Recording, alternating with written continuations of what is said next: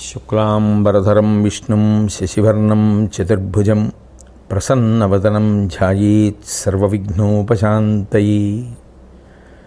గురుర్బ్రహ్మా గురుర్విష్ణుః గురుర్దేవో మహేశ్వరః గురుః సాక్షాత్ పరం బ్రహ్మ తస్మై శ్రీ గురవే నమః. వాగర్ధావివ సంపృక్తౌ వాగర్ధ ప్రతిపత్తయే జగతః పితరౌ వందే పార్వతీ పరమేశ్వరౌ. సూక్తిం సమగ్రయతున స్వయమేవ లక్ష్మీ శ్రీరంగరాజమహిషీ మధురైకటాక్షై వైదగ్ధ్యవర్ణగుణగుంభనగౌరవైర్యాం కండూలకర్ణకుహరాः కవయోధయంతి. హైమోర్ధ్వపుండ్రమజహన్మకుటం సునాసం మందస్మితం మకరకుండలచారుగండం బింబాధరం బహుళదీర్ఘకృపాకటాక్షం శ్రీవేంకటేశముఖమాత్మనిసన్నిధత్తాం. విమలపటి కమలకుటి పుస్తకరుద్రాక్షశస్తహస్తపుటి కామాక్షి పక్ష్మలాక్షి కలిత విపంచి విభాసి వైరించి. నారాయణం నమస్కృత్య నరం చైవ నరోత్తమం దేవీం సరస్వతీం వ్యాసం తతో జయముదీరయేత్. హరి ఓం. పరమేశ్వర స్వరూపైన సభకి నమస్కారం. శ్రీకృష్ణ పరమాత్మ ధర్మరాజు గారితోటి పరమశివుని యొక్క వైభవాన్నంతటినీ కూడా వివరించిన తరువాత ధర్మరాజు గారు ఆ పరమేశ్వరుని యొక్క స్తుతి విన్న కారణం చేత గొప్ప ఊరటని సంతోషాన్ని పొంది మనశ్శాంతిని కూడా పొందగలిగాడు. తదనంతరం హస్తినాపురంలో సంజయుడు చెప్పినటువంటి మాటలనన్నింటినీ విన్న ధృతరాష్ట్రుడు విశేషమైనటువంటి దుఃఖానికి లోనయ్యాడు. తనవారన్న వారెవ్వరూ మిగలలేదు. కడుపున పుట్టినటువంటి పిల్లలందరూ మరణించారు. భీష్మ ద్రోణాదులందరూ కూడా వెళ్ళిపోయారు. ఈ బాధని తట్టుకోలేక మూర్ఛ పొందాడు. మూర్ఛ పొంది మళ్ళీ తెలివి వచ్చిన తరువాత ఆ సంజయుడితో మాట్లాడుతూ గతజలసేతు బంధనం జరిగిపోయిన విషయం గురించి ఇప్పుడు విచారించి నేను ఇట్లా చేసి ఉంటే బావుండు అని ఇప్పుడు అనుకుంటూ ఉంటాడు. ఏం ప్రయోజనం? సంధికి కృష్ణుండు సనుదించి పెక్కు భంగుల చెప్ప భీష్ముండు కుంభజుండు అట్లు హితార్థులై అంతలంతలు మాటలాడిరి. జామదగ్న్యాదులైన మునువెరులు అవ్విధంబున నొత్తి చెప్పిరి. ఆ బుద్ధిలన్నీయును దుర్బుద్ధినగుట పాటింపనైతి. లోభమున పాండు నృపాలు పాలు తచ్చుతులకు పంచియీని నా కతంబున బొలిసిరి నందనులను చెలులు చుట్టంబులను సహాయులను ధైర్యమెట్లు కలుగు వైదికములకు ఎట్లు మనసు గొలుపు ప్రాణంబుతోనెట్లు నిలువవచ్చు అంటాడు. చెప్పవలసినటువంటి మాట చెప్పేటటువంటి వాళ్ళు లోకంలో ఉంటారు. కానీ చెప్పినటువంటి మాట వినడం కూడా చాలా చాలా సంస్కారంతో కూడుకున్నటువంటి విషయం. తనకి తెలియకపోవడం ఎప్పుడూ తప్పు కాదు. కానీ తనకి తెలియకపోయినా ఇతరులు చెప్పినప్పుడు వినకుండా మూర్ఖత్వానికి పోవడం చాలా ప్రమాదకరమైనటువంటి మనస్తత్వం. ఆ మనస్తత్వం అటు ధృతరాష్ట్రుడికి ఇటు దుర్యోధనుడికి కూడా ఉంది. నిజానికి మనసులో మాకన్నీ తెలుసు, ఇతరులు మాకు చెప్పవలసిన అవసరం ఏమిటి? ఆ భావన ఏర్పడడం ప్రమాదం. మహాభారతం అనేటటువంటిది నిజానికి జరిగిపోయిన కథ కాదు. మహాభారతం ప్రతి క్షణం సమాజంలో కనపడుతూనే ఉంటుంది. ఇప్పటికీ మీరు కొంతమందిని చూడండి, మీరు ఎవరి పేరు చెప్పండి, ఆయనకేం తెలుసు, ఆయన ఏం చెప్పాడు. వాళ్ళు ఏదనుకున్నారో అదే సత్యం, వాళ్ళు ఏమనుకున్నారో అది మాత్రమే ప్రమాణం తప్ప ఎవరిలో ఉన్నటువంటి విద్వత్తుని కానీ ఎవరు చెప్పిన మాట యందు గౌరవాన్ని కానీ పాటించలేరు. దానివలన అవతల వారికి తగ్గిపోయేదేం ఉండదు. ఒకడు ఇంకొకడికి కితాబులు ఇస్తే పెరిగిపోవడం అన్నది ఉండదు కదా ఆ లోకంలో. ఎవరి కృషి చేత, ఎవరి యొక్క అనుష్ఠాన బలం చేత, ఎవరి ధర్మాచరణం చేత వాళ్ళు ఈశ్వరుడి దృష్టిలో పెరుగుతూ ఉంటారు. అంత మాత్రం చేత ఎవరో ఏదో అంటే యువతల వారు తగ్గిపోవడం అన్నది లోకంలో ఉండదు. కానీ ఒకరు చెప్పిన మాట వినని కారణం చేత ఆత్మహాని జరుగుతుంది.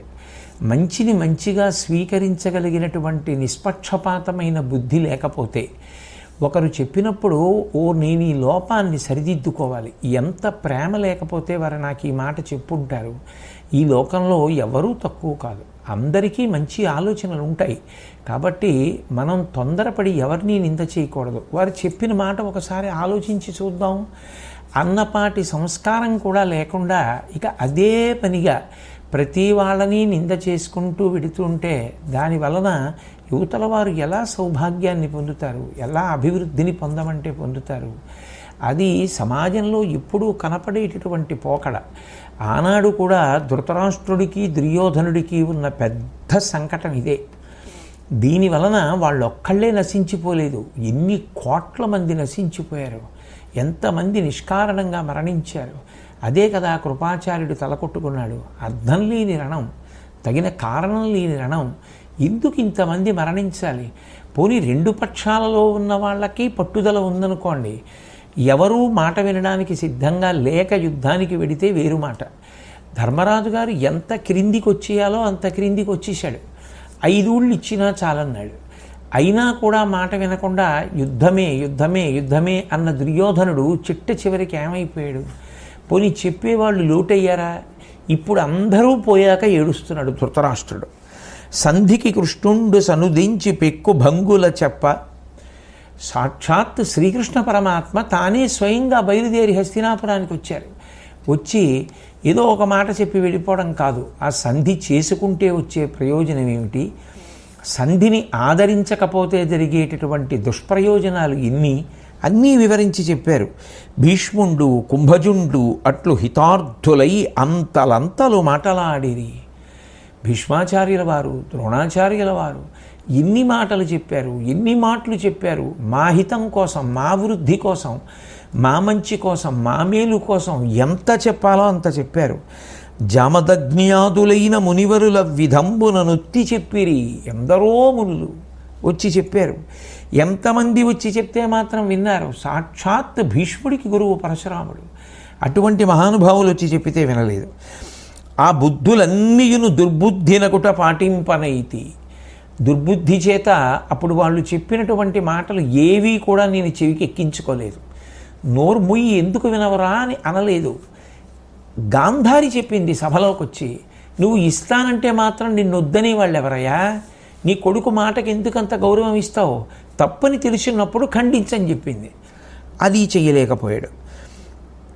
ఆఖరికి లోభమున పాండు నృపాలు పాలు తచ్చుతులకు పంచి ఈని నా కతంబున బొలిసిరి నందనులను చెలులు చుట్టంబులు సహాయులను ధైర్యమెట్లు కలుగు. నేను సరి అయిన నిర్ణయం చెయ్యని కారణం చేత, ఎవరి మాట వినని కారణం చేత, నా మూర్ఖత్వం కారణం చేత ఎన్ని కోట్ల మందో, ఎంత సైన్యమో, ఎంతమంది స్నేహితులు, ఎంతమంది రాజులు, ఎంతమంది బంధువులు, కొడుకులు అందరూ మరణించారు. ఇక ఇప్పుడు నేను చేయవలసిన పని అంటూ వాళ్ళందరికీ ఉత్తర క్రియలు చేయడం, ఇంతమంది చచ్చిపోవడానికి కారణం నేనే అన్న విషయం రూఢమైపోయిన తర్వాత ఇప్పుడు వాళ్ళకి ఉత్తర క్రియలు చెయ్యమంటే నాకు చేతులు ఎలా వస్తాయి? ఎలా చెయ్యగలను? ప్రాణంబుతో నెట్లు నిలువవచ్చు, ప్రాణాలతో ఉండి మాత్రం ఉపయోగం ఏమిటి? ఎలా బ్రతకగలను అసలు? ఇవన్నీ జ్ఞాపకానికి వస్తుంటే ఇంతమంది మృత్యువుకి నా మూర్ఖత్వం కారణం. నేను చెయ్యవలసినది చేయలేదు, చెప్పవలసింది చెప్పలేదు, వినవలసినది వినలేదు అన్న భావన నన్ను కాల్చేస్తుంటే నేను ఎట్లా బ్రతికి ఉండగలను? ఇక వాళ్ళు ఇక్కడ పొందవలసినది పొందేశారు. మాట వినని కారణం చేత అందరూ మరణించారు. ఇక వాళ్ళకి మిగిలినది ఏమిటి? సుగతి ఒక్కటే. ఆ సుగతి వాళ్ళకి కలగాలి అంటే పాండురాజకుమారులైనటువంటి పాండవులు నిష్పక్షపాతమైనటువంటి బుద్ధి కలిగినటువంటి వారు, చేసినటువంటి ప్రతిజ్ఞలు నెరవేర్చడంలో నిష్ణాతులు కనుక వాళ్ళే చెయ్యాలి. ఎందుకని అంటే వాళ్ళకి మనసులో అటువంటి పక్షపాత బుద్ధులు ఉన్నవారు కాదు, కర్తవ్యత నిష్ట కలిగినటువంటి వారు. కాబట్టి వాళ్ళు ఈ కౌరవులు కూడా తరించడానికి, సుగతిని పొందడానికి ఎటువంటి పనులు వైదికంగా చెయ్యవలసి ఉంటుందో అవి పాండుకుమారులే చేస్తే బాగుంటుంది అన్న తర్వాత సంజయుడు ధృతరాష్ట్రుడితో మాట్లాడుతూ, పుణ్యాత్ములు 2 విషయాలలో చాలా జాగ్రత్తగా ఉంటారు. ఒకటి చెయ్యవలసినటువంటి పని, రెండు, ఆ పని చెయ్యవలసినటువంటి సమయం. కర్తవ్యమకృతం కార్యం సతాం మన్యు ఉదీరయేత్ అంటారు రామాయణంలో. ఏ పని చెయ్యాలో ఆ పని చెయ్యడం గొప్ప కాదు, ఏ పని చెయ్యాలో ఆ పని ఆ సమయానికి చేస్తున్నామా లేదా. ఆ సమయమునకు చెయ్యకుండా వేరొక సమయంలో చెయ్యడం మంచి పద్ధతి కాదు. ఎప్పుడు ఏది చెయ్యాలో అది చెయ్యాలి. అది పుణ్యకార్యమై ఉండాలి. అది పుణ్యకార్యము అని మన బుద్ధితో కాదు నిర్ణయించవలసినది. తస్మాత్ శాస్త్రం ప్రమాణంతే కార్యాకార్య వ్యవస్థితౌ. శాస్త్రమునకు కట్టుబడి ఉండగలగాలి. ఏదైనా సరే లోకంలో విచ్చలవిడితనాన్ని పొందింది ఆదరింపబడదు. ఒక కుక్క మన మాట వినలేదనుకోండి, అది తిరగబడి మననే కరుస్తోందనుకోండి, ఉంచుకోవడానికి ఇష్టపడం. ఓ గుర్రం మనం చెప్పినట్టు పరిగెత్తలేదనుకోండి, ఆదరించాం. ఎద్దు బండి కట్టి మనం చెప్పినట్టు వెళ్ళలేదనుకోండి, ఆదరించాం. ఆవు మనని కుమ్మిందనుకోండి, ఆవుని దూరంగా ఏ గోశాలలోనూ ఉంచేస్తాం. ఏదైనా వశపడినదేదో అది గౌరవింపబడుతుంది. అంత ఏనుగు మావటికి వశపడింది కాబట్టి తిరుమల క్షేత్రంలో మాడవీధులలో శ్రీవేంకటేశ్వరుడి ముందు నడిచి వెళ్ళగలుగుతోంది. గురువాయూరులో శ్రీకృష్ణ పరమాత్మని తన కుంభస్థలం మీద వహించగలుగుతోంది. అదే ఏనుగు మావటి మాట విననంటే తీసుకెళ్ళి అరణ్యంలో విడిచిపెట్టేస్తారు. ఒక జంతువుకే గౌరవం వశపడితే వచ్చింది, ఇక మనిషి నేను దేనికి వశపడను. ఆ రామాయణం ఎంత, ఆ భారతం ఎంత, భాగవతం ఎంత, శాస్త్రం ఎంత, పెద్దలెంత, వాళ్ళెంత, వీళ్ళెంత, చాలా తేలిక మాట్లాడడం. కానీ దేనికి పడకపోతే పాడైపోయేది ఎవరు? మనమే పాడైపోతాం. వశపడిన వాడెవడో వాడు తాను చెయ్యవలసిన పనులను తాను నియంత్రించుకుంటాడు.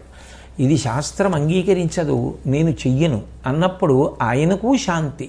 ఎందుకని అంటే చెయ్యకూడని పనుల జోలికి వెళ్ళడు కాబట్టి ఆయన ప్రశాంతంగా ఉంటాడు. మిగిలిన వాళ్ళకి కూడా ప్రశాంతి. సమాజ శాంతికి కారణం అందరూ చెయ్యకూడని పనులు చెయ్యకుండా ఉంటే వస్తుంది. అంతేకాని అందరూ ప్రశాంతంగా ఉండండి అంటూ చెయ్యకూడని పనులు చేస్తుంటే శాంతి రమ్మంటే ఎక్కడి నుంచి వస్తుంది? వాచా వేదాంతం అవుతుంది. కాబట్టి కార్యసాధనలో సఫలీకృతులయ్యేటటువంటి వారు మంచి కర్మలు చేస్తారు. అది తగిన సమయంలో చేస్తారు. అసూయాగ్రస్తులైన వాళ్ళు ఏం చేస్తారు? అటువంటి వాళ్ళు చేసే పనులకి అడ్డుపడుతూ ఉంటారు. మనం ఏ కోవకి చెందుతామన్నది మన మాట చేత, మనం చేసే పనుల చేత మనమే బయట పెట్టుకోవడం అవుతుంది. కాబట్టి అసూయతో పెద్దలు చేసేటటువంటి పనులను అడ్డగిస్తే ఆగిపోతాయా? అలా సాధ్యం అవుతుందా? సాధ్యం అవదు. కాబట్టి ఆ పనులు జరిగిపోతాయి. జరిగిపోతే తాము అనుకున్నది జరగలేదు అని దుర్మార్గులైన వారు ఏం చేస్తారు? చిట్ట చివరికి ఏడుస్తారు. ఎందుకనంటే వాళ్ళ ప్రయత్నం విఫలమైపోతుంది. ఎంచుకున్న మార్గం సరైంది కాదు. కాబట్టి మార్గం వైఫల్యాన్ని చెందితే అప్పుడు ఏడుస్తారు. నీ కొడుకులు చేసింది అదే. నీ కొడుకులు అలా చేస్తే నియంత్రించవలసిన నువ్వు నియంత్రించలేకపోయావు. ఇప్పుడు ఏడిస్తే ఉపయోగం ఏముంటుంది?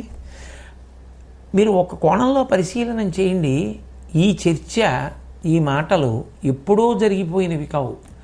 ఒకప్పటి కథవి కావచ్చు, కానీ ఇతిహాసంగా కాలంతో సంబంధం లేకుండా ఎందుకు ఆదరింపబడుతుంది అంటే ఎప్పుడైనా ఎవరికైనా ఈ మాటలు అవసరమే.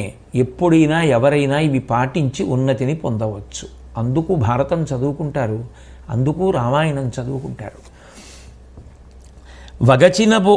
వగచిన పోయిన కార్యము అడుగునే, వగవంగా లోకమాన్యుండగునే, వగ పుణ్యగతికి మూలమే, వగ పెళ్ళ విధముల నుడుగా వలయు నరేంద్ర.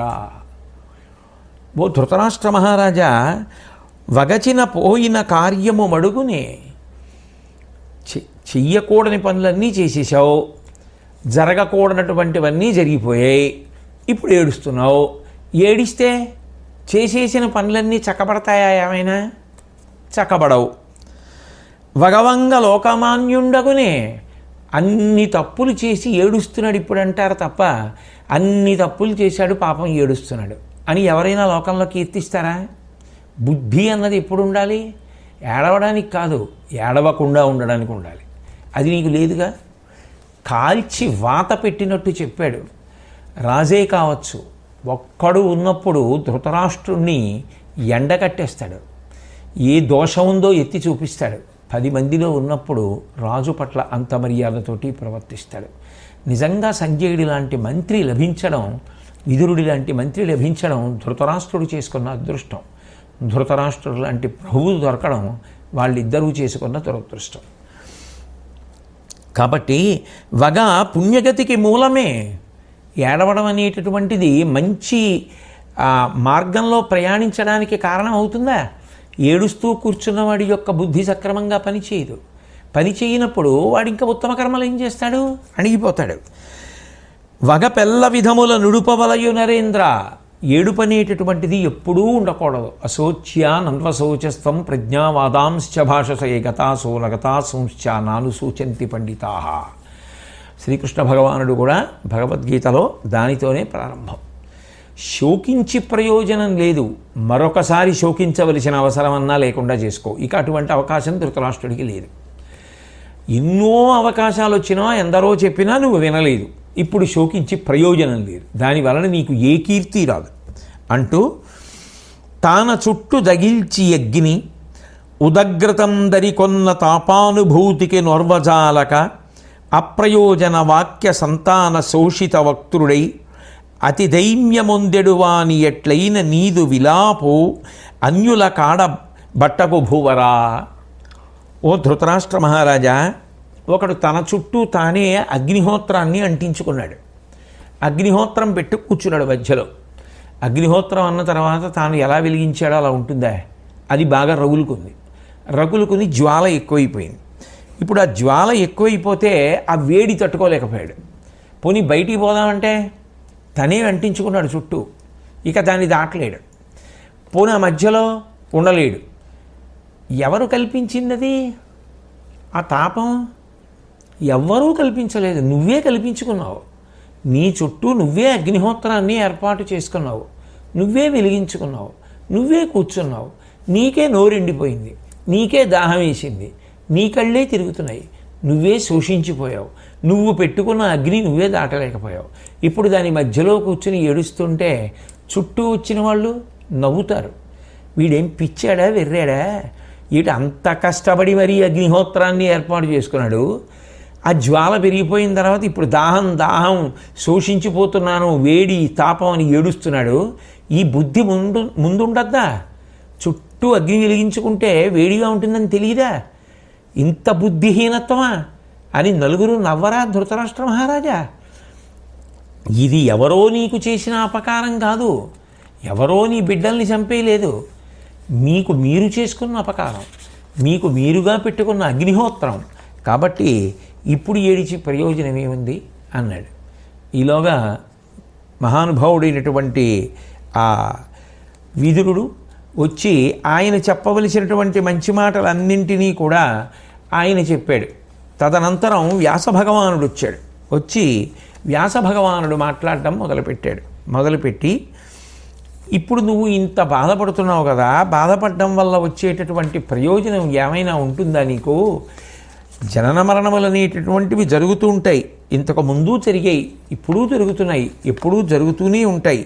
కానీ చెయ్యవలసినటువంటి కర్తవ్యాన్ని మాత్రం విడిచిపెట్టకూడదు. ఒకప్పుడు చెయ్యవలసిన కర్తవ్యాన్ని ఒకప్పుడు చెయ్యలేదు, ఇప్పుడు చెయ్యవలసిన కర్తవ్యాన్ని ఇప్పుడు చెయ్యాలి అంటూ ఆయన కొన్ని మంచి మాటలు చెప్పాడు. చెప్తూ మొదట విదురుడు గదు వచ్చాడు, విదురుడి తర్వాత వ్యాసుడు వచ్చాడు. ఆ వచ్చినటువంటి విదురుడు ధృతరాష్ట్ర మహారాజుకి ఆ సమయంలో మనసుకి హత్తుకునేటట్టుగా కాసేపు శోకాన్ని మర్చిపోయి వినవలసిన విషయం మీద దృష్టి పెట్టి వినేటట్టుగా, అది మనసు మీద ముద్ర పడేటట్టుగా, ఒక్క ధృతరాష్ట్రుడికి ఏమి నాబోటిగాళ్ళకి ఎందరికో అది హత్తుకునేటట్టుగా అద్భుతమైనటువంటి విషయాన్ని ఒక చిన్న కథ రూపంలో చెప్పాడు. మనిషి జీవితం ఎలా ఉంటుంది అన్నదాన్ని ఎంతో గొప్పగా మాట్లాడాడు. దాంట్లో ఒక వ్యక్తి అరణ్యంలో వెడుతున్నప్పుడు ఎన్నో క్రూర మృగాలు అన్ని వైపుల నుంచి వచ్చాయి. ఇన్ని క్రూర మృగాలు వచ్చేస్తున్నాయి, ఎక్కడ మీద పడిపోతాయో అని అడ్డదారుల వెంట వెళ్ళి తప్పుకునే ప్రయత్నం చేశాడు. ఎందరో దొంగలు వచ్చి మీద పడ్డారు. ఇప్పుడు ఆ దొంగల్ని చూసి భయపడిపోయి కదలలేక స్థాణువైపోయాడు. ఎక్కడి నుంచో ఒక స్త్రీ వచ్చి హఠాత్తుగా ఆయనని గట్టిగా కౌగిలించుకొని దూరంగా తీసుకెళ్ళింది. ఒక పెద్ద బావి ఉంది. ఆ బావి మీద తీగలన్నీ అల్లుకుపోయాయి. అందుకని అది కింద బావి అని ఎవరికి అర్థం కాదు. అటువంటి బావి మీదకి తీసుకెళ్ళింది. ఆ బావిలో పడిపోవాలి. ఇప్పుడు ఆ బావిలో పడిపోతున్న సమయంలో అదృష్టవశాత్తు ఈ పడిపోతున్నటువంటి వ్యక్తి యొక్క పాదములు ఆ తీగలలో చిక్కుకున్నాయి. ఆ చిక్కుకోవడంలో అతని తల కిందకుంది, పాదములు పైకున్నాయి. నుయ్యి లోపలికి ఎంతో లోతు లేదు, ఇంకా ఆ కిందకుంది. పోనీ నూతిలో పడిపోదామా అన్న నూతిలోంచి ఒక పెద్ద పాము ఒకటి పైకి లేచి పడగెత్తి చూస్తోంది. కరవడానికి తను అందట్లేదు, కొంచెం అంత ఎత్తులో ఉన్నాడు. కానీ ఇంకొంచెం జారితే బాగుండు, తల మీద కరుద్దామని పాము చూస్తోంది. ఈలోగా ఎక్కడి నుంచో ఒక పెద్ద ఏనుగు ఒకటి వచ్చింది. ఇది చాలదన్నట్టు ఆ పక్కనే ఉన్నటువంటి ఎలకలు ఆ నూతి పక్కన ఉన్నటువంటి చెట్టు వేర్లు కొరికేస్తున్నాయి. ఆ చెట్టుకి తేనె చుక్కలు ఆ తేనె పట్టులోంచి ఒక్కొక్క చుక్క పడుతుంటే ఇన్ని బాధల మధ్యలో ఉన్న వ్యక్తి ఆ నాలుక చాపి ఆ పడుతున్నటువంటి తేనె చుక్కల్ని చప్పరిస్తున్నాడు. మహారాజా, మనిషి జీవితం ఇలాగే ఉంటుంది. కాలం అనేటటువంటిది ఎవ్వరి కోసం ఆగదు. చెయ్యవలసిన పనులు చేస్తున్నా, చెయ్యవలసిన పనులు చేయకపోయినా, వినవలసిన మాటలు విన్నా, వినవలసిన మాటలు వినకపోయినా, చెయ్యకూడని పనులు చేస్తున్నా, మూర్ఖత్వంతో ఉన్నా, ఆర్ద్రతతో ఉన్నా కాలం మాత్రం వెళ్ళిపోతుంది. అలా వెళ్ళిపోతున్నప్పుడు అనేకమైనటువంటి రోగాలు చుట్టుముడతాయి. మనిషి శరీరం అన్న తర్వాత 365 రోజులు ఆరోగ్యంతో ఉండే అవకాశం ఉండదు కదా. ఎప్పుడో అప్పుడు ఏదో ఒక వ్యాధి వస్తూ ఉంటుంది. పోనీ ఒక సంవత్సరంలో కాకపోయినా ఎప్పుడో అప్పుడు ఏదో ఒక వ్యాధి వస్తుంది. వ్యాధులు చుట్టుముడుతుంటాయి. ఈ వ్యాధులు సరిపోలేదన్నట్టుగా అకస్మాత్తుగా ఒక స్త్రీ వచ్చి కౌగిలించుకొని తీసుకుపోయింది. అదే వృద్ధాప్యం. ఆ వృద్ధాప్యం వచ్చి పట్టుకున్న తర్వాత మనిషికి సంధిబంధములు సడలిపోతాయి, ఓపిక తగ్గిపోతుంది, జ్ఞాపక శక్తి క్షీణిస్తుంది, ఆకలి క్షీణించిపోతుంది. అయినా ఈ బంధనములు అనేటటువంటివి విడిచిపెట్టేవి కావు. తలకిందులుగా పడి ఉంటాడు. మృత్యువు ఎదురు చూస్తూ ఉంటుంది, ఎప్పుడు పట్టుకుందామా అని. అదే నూతిలో ఉన్నటువంటి పాము ఆ సంసారంలో తలకిందులుగా పడిపోయి ఉన్నాడు. అయినా కూడా అప్పుడు కూడా ఇంద్రియములు సుఖమును కోరుతుంటాయి కాబట్టి 5 తలల ఏనుగటు వైపు వచ్చింది. అదే పంచేంద్రియములతో కూడుకున్నటువంటి మనసు. అది ఎంత పెద్దది అంటే ఏనుగంత పెద్దది అంటారు. ఆ ఇంద్రియ సుఖములకు హద్దే ఉంది. ఎప్పుడూ ఇంద్రియములతో సుఖాలు అనుభవించాలనేటటువంటి కాంక్ష మనసు యందు ప్రబలుతూనే ఉంటుంది. అయ్యో కాలమైపోయింది, ఓ పక్క నుంచి ఆ ఉన్న కాలం కూడా అయిపోతోంది. ఎందుకనంటే ఎలకలు కొరికేస్తున్నాయి. ఆ కొరికేస్తున్నప్పుడు ఏ తీగలు 4 తెగిపోయినా తన కాళ్ళకి ఉన్నటువంటి పట్టు వదిలేస్తే నూతిలో పడిపోతాడు. పడిపోగానే పాము కరిచేస్తుంది, కరిచేయగానే చచ్చిపోతాడు. అలా ఎదురు చూస్తోంది పాము. అప్పుడు కూడా ఏ ఇతర విషయాలు జ్ఞాపకానికి రాలేదు, ఏ మంచి మాటలు జ్ఞాపకానికి రాలేదు, ఏ భగవంతుడు జ్ఞాపకానికి రాలేదు, ఏ శరణాగతి జ్ఞాపకానికి రాలేదు. పడుతున్నటువంటి తేనె చుక్కల్ని చప్పరించే ప్రయత్నం చేస్తున్నాడు. మనిషి జీవితం అలాగే ఉంటుంది ధృతరాష్ట్ర మహారాజా. ఎప్పుడూ ఏదో సుఖం, దాన్ని పొందాలి దీన్ని పొందాలనేటటువంటి తాపత్రయమే తప్ప ఇంద్రియాలతో ఆ సుఖం అనుభవిద్దామా, ఈ సుఖం అనుభవిద్దామా, ఈ చాంచల్యమే తప్ప అసలు జీవితానికి పరమార్థం ఏమిటి అన్న దాని గురించి ఆలోచించరు. అట్లాగే వెళ్ళిపోతుంది. కాబట్టి ఇప్పుడైనా నువ్వు చెయ్యవలసిన పని చెయ్యి. ఇంతకు ముందంతా ఏం చేశావు? అక్కర్లేనివన్నీ చేశావు. కనీసం ఇప్పుడైనా ఏది నువ్వు చెయ్యాలో అది నువ్వు చెయ్యి. ఏది చెయ్యాలి? నీ దాయాదులకు ఉత్తర క్రియలు జరిపించాలి. ఉండి నువ్వు చేయకపోతే వాళ్ళు పాడైపోరు. అది వైదిక ధర్మంలో అంతర్భాగం. అంత్యేష్టి సంస్కారము జరగాలి. మనిషి పడిపోయిన తర్వాత సంస్కారము జరగాలి, ఉత్తర క్రియలు జరగాలి. ఉన్నవాడివి నువ్వు కాబట్టి నీ పుత్రులకు ఉత్తర క్రియలు చెయ్యి. ఆ పుత్రులకు ఉత్తర క్రియలు అన్నమాట ఎవరికైనా కష్టంగానే ఉంటుంది. ధృతరాష్ట్రుడికే కాదు, లోకంలో అది ఏ తండ్రి వినలేని మాట. అది చెవిని కాల్చివేస్తే అందులో తన తప్పు వల్ల వాళ్ళు మరణించారన్న భావన మరింత కుపితుణ్ణి చేస్తుంది కదూ. ఒక్కసారి దుఃఖం పిల్లుబికి రాగా ఆ ధృతరాష్ట్రుడు మూర్ఛపోయాడు. తదనంతరం అక్కడికి వ్యాస భగవానుడు వచ్చాడు. వచ్చి వ్యాస భగవానుడు చెప్పవలసినటువంటి మంచి మాటలు చెప్పాడు. ఈ లోకంలోకి వచ్చినప్పుడు ఎవ్వరూ కూడా శాశ్వతంగా ఉండిపోరు. ఒక్కొక్క లోకానికి ఒక్కొక్క ధర్మం ఉంటుంది. ఇది మర్త్యలోకం. శరీరంతో వచ్చినవాడు శరీరాన్ని విడిచిపెట్టి వెళ్ళిపోవాలి. కాబట్టి దేని కొరకు ఏడుస్తావు? ఏడవడం కాదు చెయ్యవలసింది. చెయ్యవలసిన పని చెయ్యాలి. ఓ ధృతరాష్ట్ర మహారాజా, ఒకానొకప్పుడు నేను దేవసభకి వెళ్ళాను. అక్కడ ఇంద్రాది దేవతలు, నారదాది మహర్షులు అందరూ ఉన్నారు.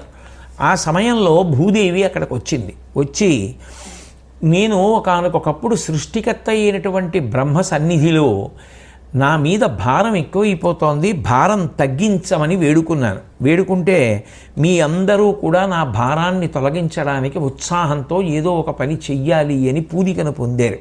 కానీ మీరు ఆలస్యం చేస్తున్నారో ఏమో నాకు తెలియదు, కానీ ఈ భారం మాత్రం పెరిగిపోతోంది. దాని చేత నేను చాలా కష్టపడుతున్నాను అని మనవి చేసింది.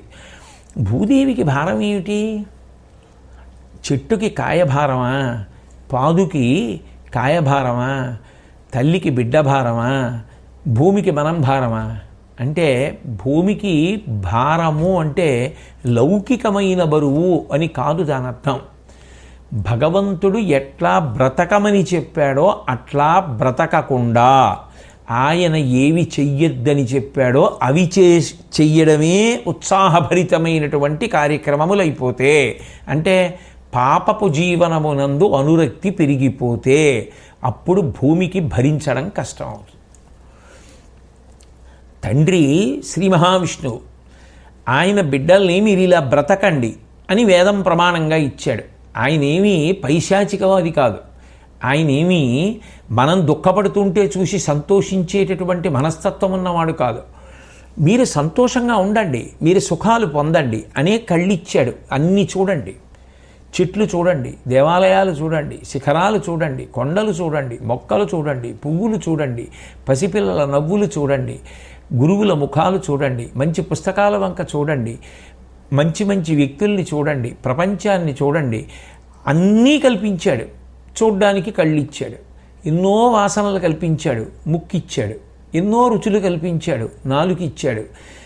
ఎంతమందినో కల్పించాడు. ముట్టుకుని సంతోషించమని అనుబంధాలు ఇచ్చాడు. తల్లి పాదాలు ముట్టుకుంటే ఓ సంతోషం, అమ్మ చెయ్యి పట్టుకుంటే ఓ సంతోషం, నాన్నగారి కాళ్ళు పడుతున్నప్పుడు ఒక సంతోషం, గురువుగారి పాదాలు ముట్టుకున్నప్పుడు పరమ సంతోషం.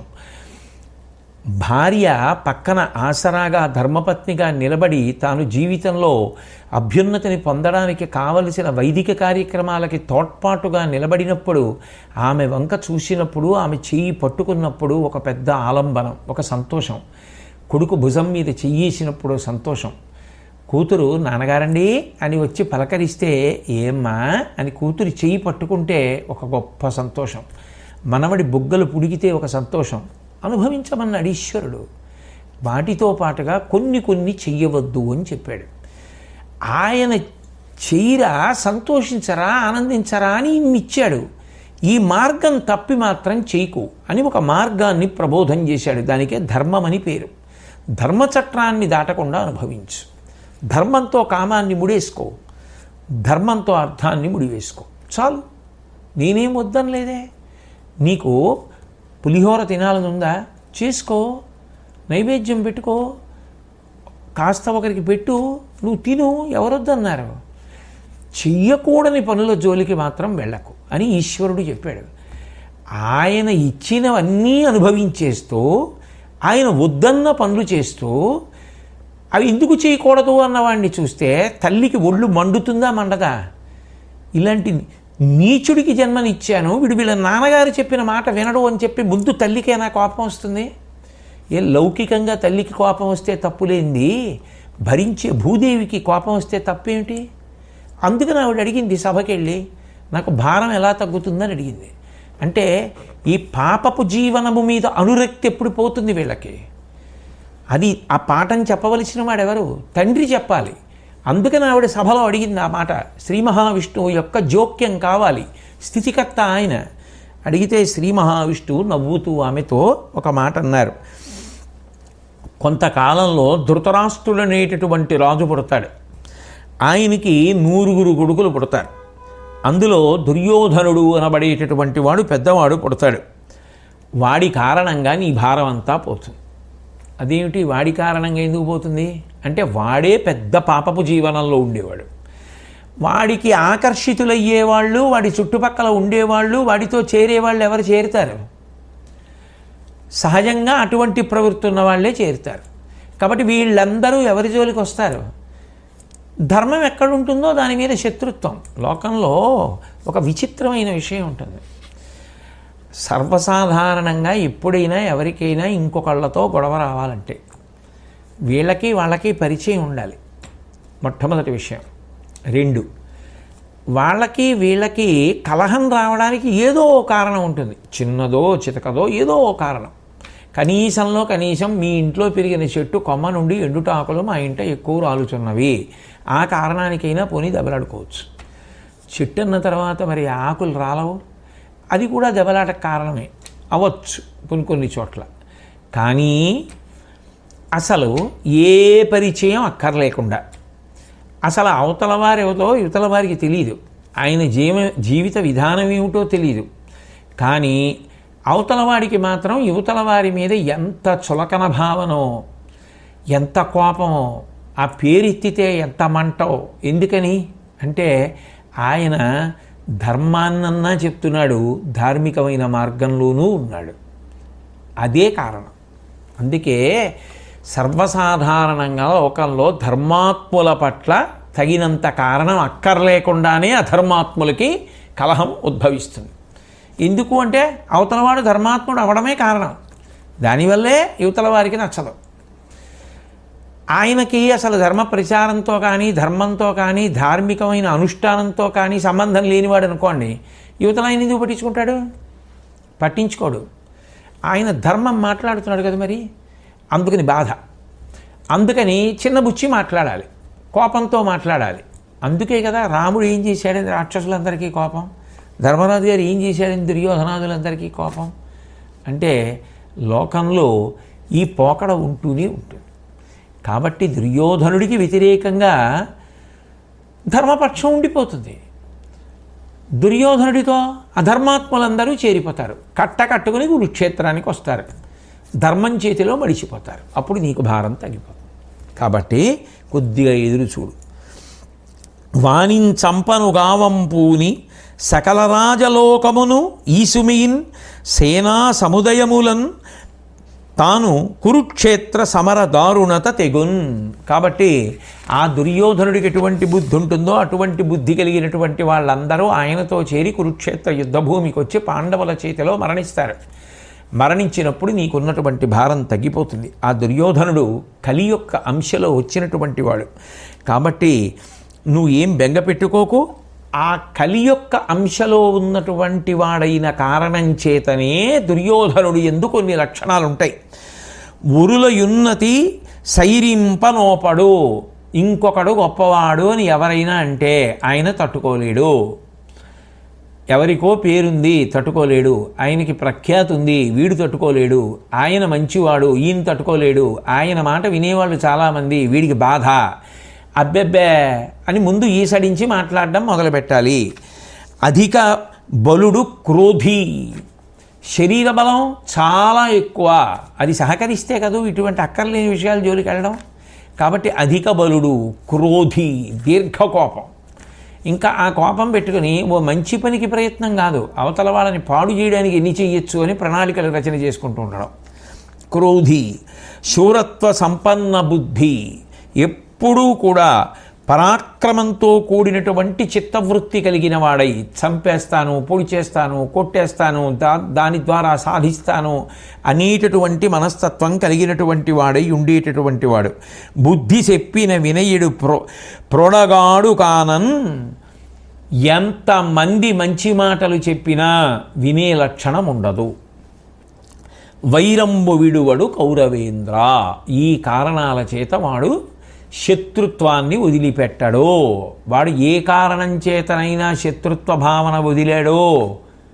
ఇక చచ్చిపోవడానికి అవకాశం లేదు, మార్పు వస్తుంది. ఎందుకు రాదు? ఇదిగో ఈ లక్షణాలుంటే రాదు అంటే ఎవరికి వారు పరిశీలించుకోవడానికి నిజానికి భారతంలో కొన్ని గుణములను ఇచ్చినట్లే కదూ. నా బోటిగాడు ఎంత జాగ్రత్తగా ఇందులో ఏమైనా నాలోకి ప్రవేశిస్తున్నాయా అని పరిశీలించుకుంటూ ఉండాలి. ఉరుల యున్నతి సైరింపనోపడు, ఇంకొకళ్ళకి పేరు ప్రఖ్యాతి వస్తే తనకి ఒళ్ళు మండిపోతూ ఉండడం ఎంత అన్యాయం. ఆయన ఎంత కష్టపడ్డాడు, ఎంత చదువుకున్నారు, ఎంత చదువుకుంటే ఎంత సరస్వతీ కటాక్షం ఉంటే అలా చెప్పగలుగుతున్నారు ఆయన. దీనికోసం చెప్తున్నారు. ఆయన దాని మీద ఏం కోరారు అన్న ఆలోచన లేకుండా అసూయ పెంచుకుంటూ ఉండడం. అధిక బలుడు, శరీరంలో బలం ఉంటే ఆ బలాన్ని దేనికి ఉపయోగించాలి? 10 మంది అభ్యున్నతి కోసం ఉపయోగించాలి. బలం ఉంది కానీ దాన్ని ఉపయోగించే విధానంలో దోషం. క్రోధి, మనసులో ఎప్పుడు ఎవరి మీద ఆలోచన చేసినా కోపం పెట్టుకుని ఆలోచనే. ఎందుకని అంటే ఎవరి పేరైనా ఎత్తగానే ఆయన ఎంతటి వాడండి అని తక్కువ చేయడం, వాళ్ళని తక్కువ చేసి మాట్లాడుతూ ఉండడం, వాళ్ళ గురించి ఇంకా ఎవరైనా ఎక్కువ మాట్లాడితే పాడు చేసే కార్యక్రమాలు ఆలోచిస్తూ ఉండడం. శూరత్వ సంపన్న బుద్ధి, ఎప్పుడు శరీర బలంతోనే కార్యం సాధించగలం అనుకోవడం. బుద్ధి చెప్పిన వినయుడు ప్రొడగాడు కానన్, ఎవరొచ్చి చెప్పినా వినకపోవడం. ఇప్పుడు వాడిని భగవంతుడు కూడా మార్చలేడండి అంటారు. బహుశా భారతంలోంచి వచ్చిందేమో. పరిపూర్ణావతారమైనటువంటి శ్రీకృష్ణ పరమాత్మ వచ్చి చెప్పారు, వాడు వినలేదు, ఇంకేం చేస్తారు? కాబట్టి అటువంటి వాడు వస్తాడు, వాడి కారణంగా భయంకరమైన యుద్ధం జరుగుతుంది. జరిగినప్పుడు భూభారం తొలగిపోతుంది అని శ్రీ మహావిష్ణువు చెప్పగా ఆ దేవతా సభకి వెళ్ళినటువంటి నేను విన్నాను. కాబట్టి నీ కొడుకు నీకు కొడుకే కాబట్టి ఏడుస్తావు, కానీ నీ కొడుకుతో చేరిన వారు మరణించడం లోకంలో ఎవరూ ఏడవడానికి కారణం మాత్రం కాదు. ఎందుకంటే పరమ దుర్మార్గుడైనటువంటి వాడు కనుక అని వ్యాస భగవానుడు చెప్పి ఈ విషయం నారదుడు ధర్మరాజు గారికి ఎప్పుడూ చెప్పాడు. చాలా పెద్ద యుద్ధం జరుగుతుంది, ఆ పెద్ద యుద్ధంలో చాలామంది వడిసిపోతారు అని చెప్పాడు. కానీ అంత పెద్ద యుద్ధం జరిగితే అంతమంది మరణిస్తే దానికి తాను కారణం కాకూడదు. అది ధర్మరాజు గారి యొక్క కరుణ, అది ఆయన మంచితనం, ఆయన దయ. అందుకే నేను అర్ధరాజ్యం అడిగితే యుద్ధం జరుగుతుందేమో, ఇంతమంది చచ్చిపోతారేమో అన్న దయతోటే ఎంత కిందకి వెళ్ళిపోవచ్చో అంత కిందకి వెళ్ళిపోయాడు. అంత తక్కువ అడిగాడు, 5 ఊళ్ళు ఇస్తే చాలన్నాడు. చివరి నిమిషం వరకు సంధి గురించే ప్రయత్నించాడు. పొసగకుండా చేసిన వాళ్ళు ఎవరు? నీ బిడ్డలు. కాబట్టి అది అట్లా జరగవలసిందంతే. ఇక ధర్మరాజా ఎంత మంచివాడు, మరి అటువంటి వాడు బ్రతకడు. ధర్మాన్ని పట్టుకున్నవాడు, ఈశ్వరుడు అన్నవాడు లేడు కాపాడడానికి. కాబట్టి డెందము తిర్యజ్ఞోనుల యందును కరుణా సమగ్రమయ్యుండు భవన్నందనుడు అజాతశత్రునకున్ తచ్చరితంబు నీవు కొంత ఎరుగవే. సమస్తమైన ప్రాణుల యందు, ఒక్క మనుష్యుల యందు కాదు, తిర్యక్కుల యందు కూడా. తిర్యక్కులు అంటే భూమికి అడ్డంగా పుట్టి అడ్డంగా వెనుపాం పెరిగేటటువంటి ప్రాణుల నుండి మనుష్యుల వరకు సమస్త ప్రాణుల యందు నితాంత అపార భూతదయ కలిగినటువంటి వాడు. నీకు కుమారుడి కిందేగా లెక్క, నీ తమ్ముడి కొడుకేగా ధర్మరాజు. ఆయన ఎంత మంచివాడు. అటువంటి మంచి గుణములున్నవాడు వాటిని ఆచరించి చూపించినటువంటి వాడు. కావున నీ దశ నాతనికి విముఖత్వము కల్గదు, భక్తిమేయింత వినయం గొనియాడుట తప్పదు. కాంచద మాతనిపై నీవును నెయ్యము కారుణికత్వము నిక్కొన తమ్ములు అవ్విభుడున్ వేవురు పెట్టగా సంతతి కల్మియ నీమది నిల్పుము పెంపొలయన్. ధర్మరాజుకి ఏ కారణం చేత కూడా నువ్వంటే ఇష్టం లేకపోవడం అన్నది ఉండదు. పెద్ద నాన్న ఆ మాట చాలు, గౌరవిస్తాడు ధర్మరాజు. పైగా ధర్మరాజు గౌరవిస్తాడని ఇప్పుడు మేము కొత్తగా చెప్పడం కాదు, నువ్వు చూస్తున్నావుగా ఆయన గౌరవం ఎలా ఉంటుందో. కాబట్టి తప్పకుండా ధర్మరాజు నీ మీద స్నేహభావాన్ని, గౌరవభావాన్ని చూపిస్తాడు. ఆయనతో పాటుగా మిగిలినటువంటి సోదరులు కూడా చూపిస్తారు. నీ సంతానానికి మారుగా ఆ ధర్మరాజుని వాళ్ళని 1000 మంది సంతానంగా భావించి చక్కగా వాళ్లతో పొత్తికగా జీవించు. అది నీకు శ్రేయస్కరం. దాని చేత నువ్వు వృద్ధిలోకి వస్తావు. ఇప్పటికైనా ఈ పిచ్చి విడిచిపెట్టేసేయమని వ్యాస భగవానుడు కూడా ధృతరాష్ట్రుడికి చెప్పాడు. చెప్పిన తరువాత ఆ యుద్ధభూమిలో మరణించినటువంటి వారిని అందరినీ చూడాలి అని చెప్పి ధృతరాష్ట్ర మహారాజు గారు అనుకుని ఆయన, గాంధారి, ఇతర రాణులు అందరూ బయలుదేరడానికి సిద్ధపడుతున్నారు. అటువంటి సమయంలో అవతల వైపు నుంచి ఇక కౌరవ సైన్యంలో యుద్ధం చెయ్యగా మిగిలినటువంటి కృపాచార్యుడు, అశ్వత్థామ, కృతవర్మ ముగ్గురు కూడా వచ్చారు. వచ్చి ధృతరాష్ట్రుడిని కలుసుకొని, నీ కుమారుడైనటువంటి దుర్యోధనుడు అద్భుతమైనటువంటి యుద్ధం చేశాడు, తెగటార్చగలిగినంత మందిని తెగటార్చాడు, చిట్ట చివరికి ఇంద్రాది దేవతలను మెప్పించేటటువంటి రీతిలో యుద్ధం చేసి వాళ్ళకి అతిథిగా స్వర్గలోకానికి వెళ్ళాడు. మేము ముగ్గురం తప్ప సైన్యం అంతా నశించిపోయిందని గాంధారీదేవిని ఊరడించి ఆవిడ మనసు స్వాంతన పొందేటట్టుగా మంచి మాటలు మాట్లాడి, దానము, ధర్మము మొదలైనటువంటి ఉత్తమ కర్మలు చేసినటువంటి వారు ఏ లోకాలు పొందుతారో అటువంటి వారితో సమానమైనటువంటి లోకాలని కానీ లేదా అంతకన్నా ఉత్తమ లోక ప్రాప్తిని కానీ యుద్ధమునందు మరణించినటువంటి వీరుడు కూడా పొందుతాడని కదా ఆర్యులు చెప్తారు. కాబట్టి ధృతరాష్ట్ర మహారాజా, దుర్యోధనాది వీరులందరూ కూడా దాన ధర్మాది పుణ్యకర్మలు చేసినటువంటి మహాత్ములు పొందేటటువంటి లోకముల కన్నా ఉత్తమ లోకములను పొందుతారనేటటువంటిది నిర్వివాదాంశం కనుక నువ్వు సంతోషంగా ఉండమని చెప్పి ఆ భీముడు దుర్యోధనుడితో యుద్ధం చేసేటప్పుడు నియమాలు పాటించకుండా నాభి కింద కొట్టి క్రూరంగా చంపేశాడు. ఆ చంపేసినటువంటి కారణం చేత మాకు ఆగ్రహం వచ్చి ఆ రోజు రాత్రి పాండవ శిబిరాల మీద దాడి చేసి దృష్టజుమ్నాదులందరినీ కూడా వధించి అక్కడ ఉన్నటువంటి ఏనుగులు, గుర్రాలు మొదలైనటువంటి వాటిని కూడా చంపేశాం. పాండవులు మమ్మల్ని వెతుక్కుంటూ వస్తుంటారు, పాండవుల చేతిలో పడితే మేము మరణిస్తాం, అందుకని మేము ముగ్గురం 3 మార్గాల్లో వెళ్ళిపోతున్నామని చెప్పి వాళ్ళ దగ్గర సెలవు తీసుకుని ఆ ధృతరాష్ట్ర మహారాజు గారికి, గాంధారీదేవికి ప్రదక్షిణం చేసి అక్కడి నుంచి బయలుదేరి గంగా తీరానికి వెళ్ళారు. అక్కడి నుంచి కృపాచార్యుడు హస్తినాపురానికి వెళ్ళిపోయాడు, కృతవర్మ ద్వారకా నగరానికి వెళ్ళిపోయాడు, అశ్వత్థామ మళ్ళీ వ్యాసాశ్రమం దగ్గరికి వెళ్ళి తపస్సు చేయడం ప్రారంభం చేశాడు. దానికి ముందు వ్యాసాశ్రమం దగ్గర ఉన్నప్పుడే పాండవులు రావడం, ఆయన శిరస్సులో ఉన్న మణిని గ్రహించడం మొదలైనటువంటి కథ అంతా కూడా జరిగింది. ధర్మరాజు కూడా పరివారం అంతటితో కలిసి ద్రౌపదీదేవి సోదరులు అందరినీ తీసుకొని తండ్రి అయినటువంటి ధృతరాష్ట్ర మహారాజు దర్శనం కోసం హస్తినాపురానికి వెళ్ళి ఆయన యుద్ధభూమికి వెళ్ళాడు అని తెలుసుకొని మరునాటి ఉదయం తాను కూడా హస్తినాపురాన్ని దగ్గర నుంచి బయలుదేరి యుద్ధభూమికి వచ్చేటప్పటికీ ఆ ఉదయాన అక్కడే ఈ ధృతరాష్ట్రుణ్ణి కూడా కలుసుకోవడం జరిగింది. ధర్మరాజు గారు వస్తుంటే ఈ కౌరవుల వైపు మరణించినటువంటి వీరుల యొక్క భార్యలందరూ కూడా చూసి, ఈ ధర్మరాజే రాజ్యం కోసం ఇంతమందిని పొట్టన పెట్టుకున్నాడు, ఇంతమంది మరణించారు, ఇప్పుడు ఏమనుభవిస్తాడో, చెల్లెలి భర్త అని కూడా చూడకుండా సైంధవుణ్ణి చంపాడు. సహజం కదా, ఆ బాధలో ఉన్నప్పుడు ఆ ఆక్రోశం కలిగినప్పుడు అప్పుడు చాలా పద్ధతిగా మాట్లాడాలి అని కోరుకోవడం కూడా కొంచెం కష్టమైనటువంటి విషయం. కాబట్టి ఆ స్త్రీలందరూ కూడా ధర్మరాజు గారిని, పాండవుల్ని నింద చేస్తూ మాట్లాడారు. ఆ వచ్చినటువంటి ధర్మరాజు గారు తన సోదరులతోటి, కృష్ణ పరమాత్మతోటి, సాత్యకితోటి ఉండి ఒక్కొక్కరిని ధృతరాష్ట్ర మహారాజు గారికి చూపిస్తున్నాడు. అందరూ నమస్కారం చేశారు. వీడు పెద్ద తమ్ముడు భీముడు, వీడు అర్జునుడు, వీడు నకులుడు, వీడు సహదేవుడు అని చూపిస్తూ మాట్లాడుతున్నప్పుడు మిగిలిన వాళ్ళ పేర్లు ఎత్తినప్పుడు ధృతరాష్ట్రుడు ప్రశాంతంగా ఉన్నాడు. భీముడి పేరు ఎత్తేటప్పటికీ ముఖంలో రంగు మారిపోయింది. లోపల నుంచి కోపం దహించేస్తున్నట్లుగా ఆ ధృతరాష్ట్రుడి ముఖంలో వచ్చేటటువంటి మార్పుని శ్రీకృష్ణ పరమాత్మ కనిపెట్టారు. ఎంత అధార్మికమైన పనైనా చేయడానికి బహుశా ధృతరాష్ట్రుడు సిద్ధపడుతున్నాడు, తగిన జాగ్రత్త తీసుకోవాలి అని అనుకున్నారు.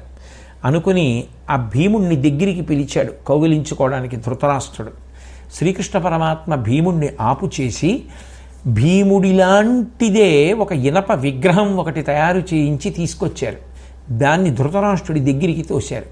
తొయ్యగానే ధృతరాష్ట్రుడు భీముడే అనుకుని చాలా క్రోధంతో 1000 ఏనుగుల బలంతో గట్టిగా విగ్రహాన్ని కౌగిలించుకొని తన బలమంతా చూపించి ఆ గట్టిగా నొక్కేటప్పటికీ ఆ విగ్రహం ముక్కలై కింద పడిపోయింది. ఆ పడిపోయేటప్పుడు ఆయన యొక్క గుండెల మీదంతా కూడా ముక్కలు గుచ్చుకోవడంలో రక్తం కారింది. ఆ ధృతరాష్ట్రుడు అంత గట్టిగా విగ్రహాన్ని కౌగిలించుకున్నప్పుడు విరిగి ముక్కలై పడిపోతే ఆ కోపంలో ఆ చేసిన పనికి మూర్ఛపోయాడు.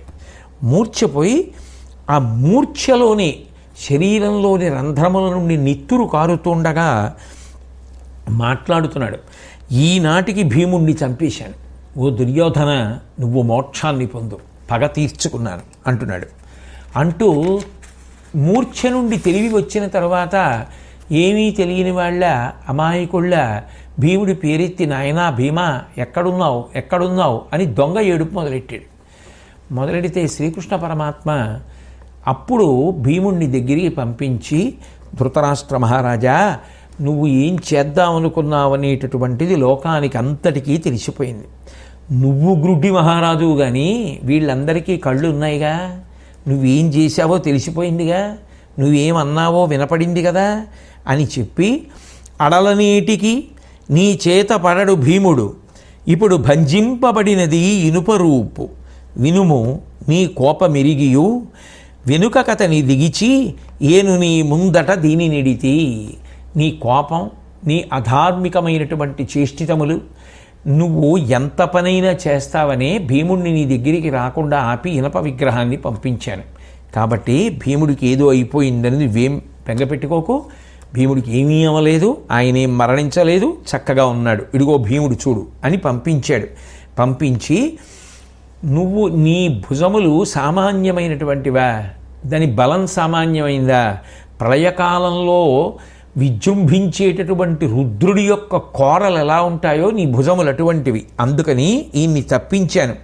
ఇన్ని కష్టాలు పడ్డావు, ఇన్ని పాపాలు చేశావు, ఎవ్వరి మాట వినలేదు, వాళ్ళ రాజ్యం తీసుకుందాం అనుకున్నావు, వాళ్ళన్ని కష్టాలు పడ్డారు, నీ తమ్ముడి బిడ్డలు పిల్లలందరూ చచ్చిపోయారు, ఇంకా ఏం సాధిద్దామనుకుని భీముణ్ణి చంపేద్దామని అనుకున్నావు. వినుమొకని నేల భవదనుజుని పుత్రుల నెల్ల చంప చొప్పడినను నీ తనయులు మగుడగ ఒత్తురే అనయము పాపంబు చేసి తారడిబోవన్. ఓ ధృతరాష్ట్ర మహారాజా, భీముణ్ణి ఒక్కడినేంటి, పాండురాజు కుమారులు 5గురిని చంపేశావు అనుకో, నీ కొడుకులు వస్తారా, బ్రతికి రారు కదా, ఎందుకు ఇంకా ఇంకా పాపం మూట కట్టుకునేటటువంటి పనులు చేస్తావు.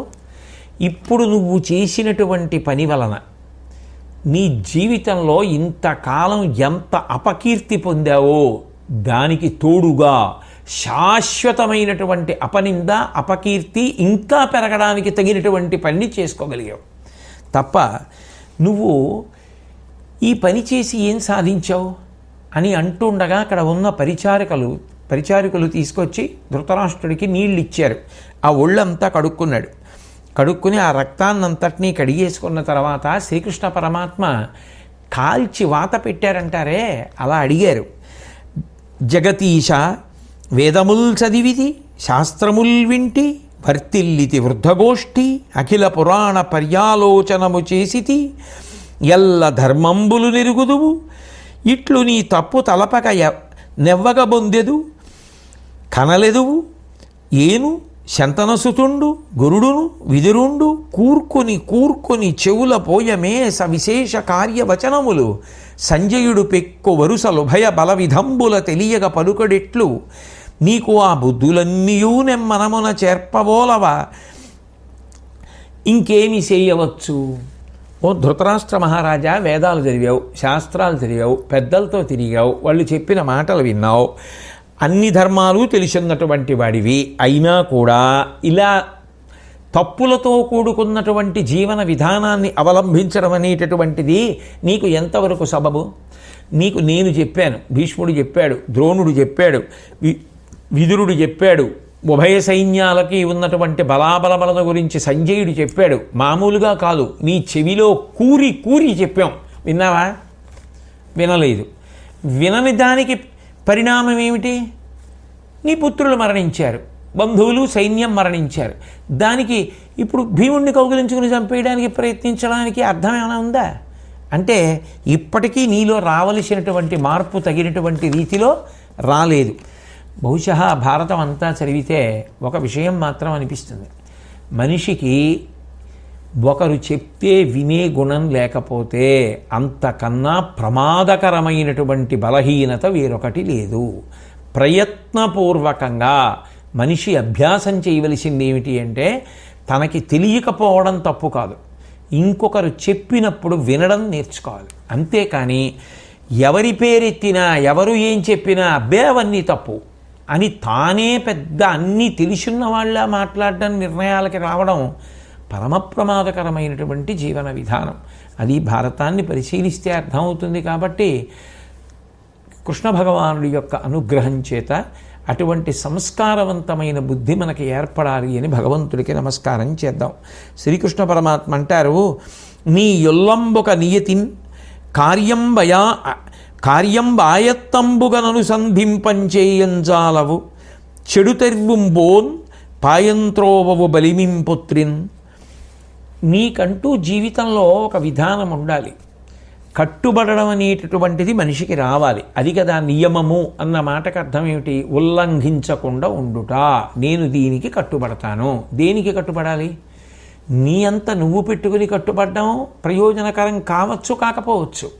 కాబట్టి దేనికి కట్టుబడాలి? మనం ఆలోచించవలసిన అవసరం లేదు.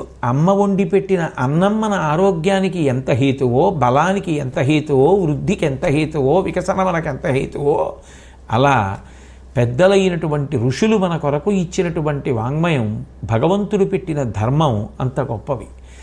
ఆ చట్రంలో ఇమిడే ప్రయత్నం చెయ్యాలి. ప్రయత్నం చేసి అప్పుడు ఏం చేయాలి? ఏ పనినైనా చేసేటటువంటి ప్రయత్నం చెయ్యాలి. అది నీకు మొదటి నుంచి అలవాటు కాలేదు. అసలు ఎన్ని వినడానికి పనికొస్తాయి తప్పించి అట్లా బ్రతకడానికి నువ్వెన్నడూ ప్రయత్నించలేదు. 2, మాట వినని నీ కొడుకుని మాట వినేటట్టుగా చేసుకోవాలి. లేకపోతే అది ప్రమాదానికి వెళ్ళి ఒక్క కొడుకుతో ఆగదు, కోట్ల మంది పోతారని. కొడుకు వెళ్ళకూడని మార్గంలోంచి కొడుకుని త్రప్పించి మంచి మార్గంలోకి మళ్ళించే ప్రయత్నం నువ్వెన్నడూ చేయలేదు. ఈ 2 నీ యందు ప్రబల దోషములు. ఆనాడు ద్రౌపదీదేవిని కొప్పు పట్టుకుని ఈడ్చి సభలోనికి తీసుకొచ్చి ఏకవస్త్రని వివస్త్రని చేసే ప్రయత్నం చేశారు. నీకు కోడలు కాదా? నువ్వు మామగారివి కావా? మామగారిగా సభలో రక్షించవలసిన కర్తవ్యం నీకు లేదా? నిర్వర్తించావా? కొడుకుల మీద ప్రేమతో మిన్నకుండిపోయావు. కొడుకుల యొక్క దుష్ట చరిత్ర ఒకసారి బాగా ఆలోచించుకో. ఆలోచించుకుంటే వాళ్ళు బ్రతకడానికి యోగ్యులా, మరణించడానికి యోగ్యులా నీకే అర్థమవుతుంది. ఒకసారి నువ్వు అర్థం చేసుకుని నిర్ణయించుకుంటే శాంతి నీకు కలుగుతుంది. కాబట్టి శాంతి ఎవరో తెచ్చిచ్చేది కాదు, నువ్వు పొందవలసింది. శాంతి పొందడానికి ఏ పద్ధతిలో ఆలోచించాలో ఆ పద్ధతిలో ఆలోచించు, శాంతి పొందుతావు. ఇంకా ఆక్రోశంతో బ్రతకాలనుకుంటే శాంతి పొందలేవు అని అంటూ, ఇప్పుడు కొడుకులు పోయిన తరువాత ఇంకా ఇంత కోపం పెట్టుకుని ప్రవర్తించడం మర్యాదతో కూడుకున్న విధానం కాదని చెప్పిన తరువాత ధృతరాష్ట్రుడు అంగీకరించి, నీ మాటలన్నీ సత్యములే కృష్ణ, కొడుకులు చనిపోయారనేటటువంటి కోపంతో నేను ప్రవర్తించకూడని రీతిలో ప్రవర్తించాను. ఇలా ప్రవర్తించినప్పుడు నువ్వు నన్ను మందలించడం చాలా సహేతుకం. ఇప్పుడు నేను తెలివిని పొందాను. నువ్వు చెప్పిన మాటలు నా తలకెక్కే. కాబట్టి ఇక పైన నేను నా తమ్ముడి కుమారుల్ని నా కుమారులుగానే చూసుకుంటాను, సక్రమమైన రీతిలో నడుచుకుంటాను అని కృష్ణ పరమాత్మతో చెప్పారు. చెప్పిన తర్వాత ఆ భీమార్జున నకుల సహదేవుల్ని చూపించారు. ప్రేమతో ధృతరాష్ట్ర మహారాజు కౌగిలించుకున్నాడు. కౌగిలించుకుని ఆ యుయుత్సుణ్ణి చూశాడు. ఆ ధృతరాష్ట్రుని యొక్క కుమారుడే, ఆయనకు వైశ్య భార్య యందు జన్మించినవాడు. ఆయనని కౌగిలించుకుని సంతోషించాడు. తదనంతరం మీరందరూ వెళ్ళి గాంధారీదేవి దర్శనం చేయండి అన్నాడు. పాండవులందరూ కూడా గాంధారి దగ్గరికి వెళ్ళారు.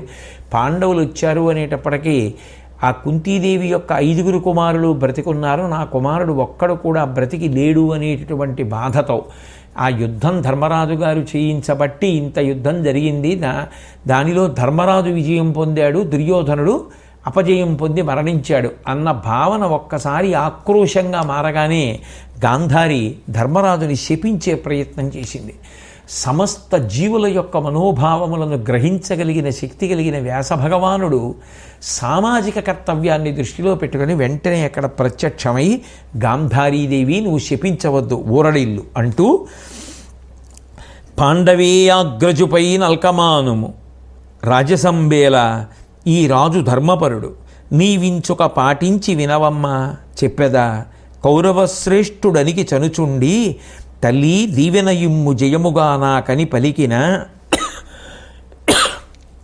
ఆ కుమారుతోడని పేర్మికి నీడుగా కొడుకా ఎక్కడ నుండు ధర్మమక్కడకు జయము సేరుననవే భూరి ఘోర యుద్ధంబున గెలుపుకొనిరిగాన తలప ధర్మపరుల కాగవలయు పాండుతనూజులు అసూయలేని బుద్ధి చూడుమెట్లు.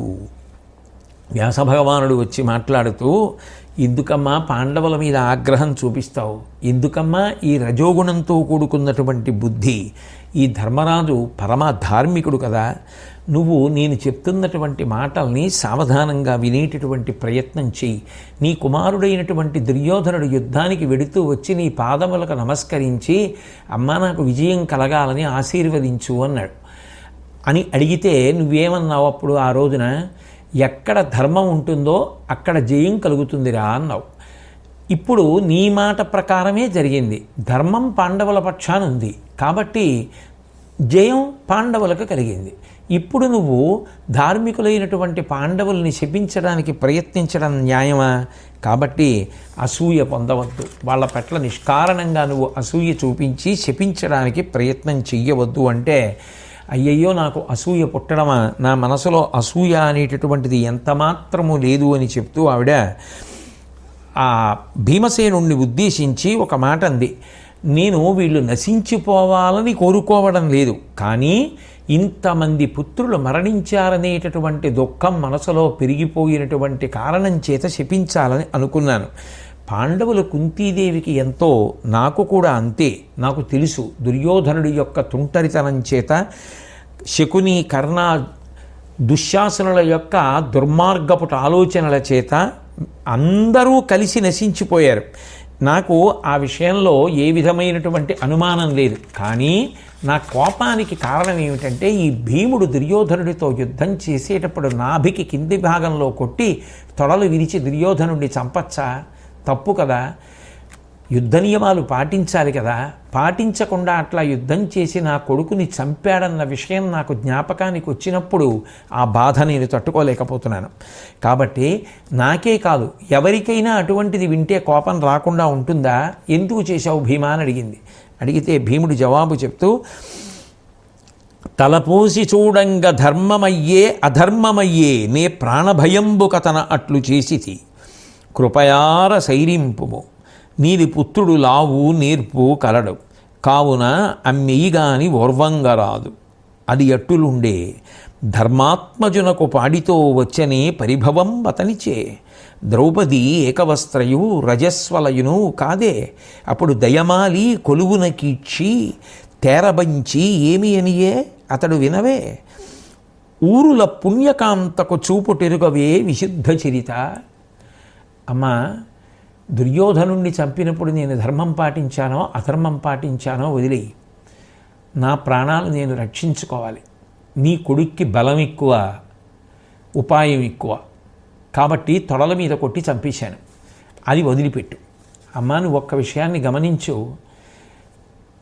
నా అన్నగారైనటువంటి ధర్మరాజు నీ కుమారుడైనటువంటి దుర్యోధనుడి వల్ల ఎన్ని కష్టాలు పడ్డాడమ్మా. మా ఇల్లాలైనటువంటి ద్రౌపదీదేవి ఏకవస్త్ర అయినటువంటి దాన్ని నిండు సభలోకి ఈడ్పించి వివస్త్రను చేసే ప్రయత్నం చేసి అంత నిండు సభలో తన తొడ కొట్టి చూపించి వచ్చి తన తొడ మీద కూర్చోమన్నాడే. అది తప్పు కాదా అమ్మా? మరి ఆనాడు అటువంటి తప్పు చేసిన వాడి తొడలు విరగ్గొట్టేస్తానని ప్రతిజ్ఞ చేశాను. అసలు నిజానికి ఆ రోజునే ఆ తొడలు చూర్ణం కింద కొట్టాలి. కానీ ధర్మరాజు గారి మాటకి కట్టుబడి ఊరుకున్నాను. చేసిన ప్రతిజ్ఞ నెరవేర్చుకోవాలి కదా, అందుకని తొడల మీద కొట్టాను. కాబట్టి అమ్మా, నువ్వు దానికి అంత తప్పు పట్టవలసిన అవసరం నాకు కనపట్టలేదు. అతడు అలా ప్రవర్తించకూడదు కదా ద్రౌపదీదేవి విషయంలో.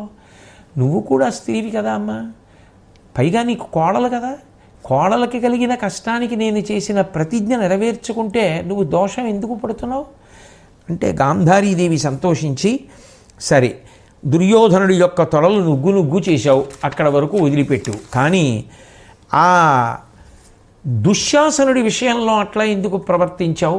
గుండెలు పగలకొట్టి నెత్తురు త్రాగేవే యుద్ధభూమిలో, అట్లా ప్రవర్తించచ్చా అని అడిగితే, దుర్యోధనుడి విషయంలో కూడా నువ్వు ఆ తొడలు విరగొట్టి పడగొట్టావు, దానికి ఏదో కారణం చెప్తున్నావు. మరి దుశ్శాసనుడి విషయంలో, అమ్మా నేను దుర్యోధనుడి తొడలు విరగొట్టాను అంటే నిజానికి సభలో ప్రతిజ్ఞ చేసిన తరువాత కూడా నా మనసుని నేను నియంత్రించుకొని కలిసి బ్రతుకుదామని ప్రయత్నించా. అందుకే కృష్ణుడు రాయబారానికి వచ్చినప్పుడు కృష్ణుడితో కబురు చేశా, అన్నదమ్ములం అయ్యుండి ఇతరులు తప్పు పట్టేటట్టుగా మనం ఎందుకు ప్రవర్తించాలి, మనకి యుద్ధం ఎందుకు, ఎవరి భాగాలు వాళ్ళు పంచుకొని కలిసిమెలిసి బ్రతుకుదామని చెప్పాను.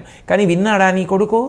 రాజ్య విభాగానికి ఒప్పుకోలేదు కదమ్మా, దాని వలన కదా యుద్ధం జరిగింది. యుద్ధం జరిగిన తర్వాత ఎవరి ప్రతిజ్ఞలు వాళ్ళు నెరవేర్చుకుంటారు కదా, అందుకని నాభి కింద కొట్టి పడగొట్టాను. ఇక దుశ్శాసనుడి విషయంలో అమ్మ నీ ప్రశ్న ఏమిటంటావు?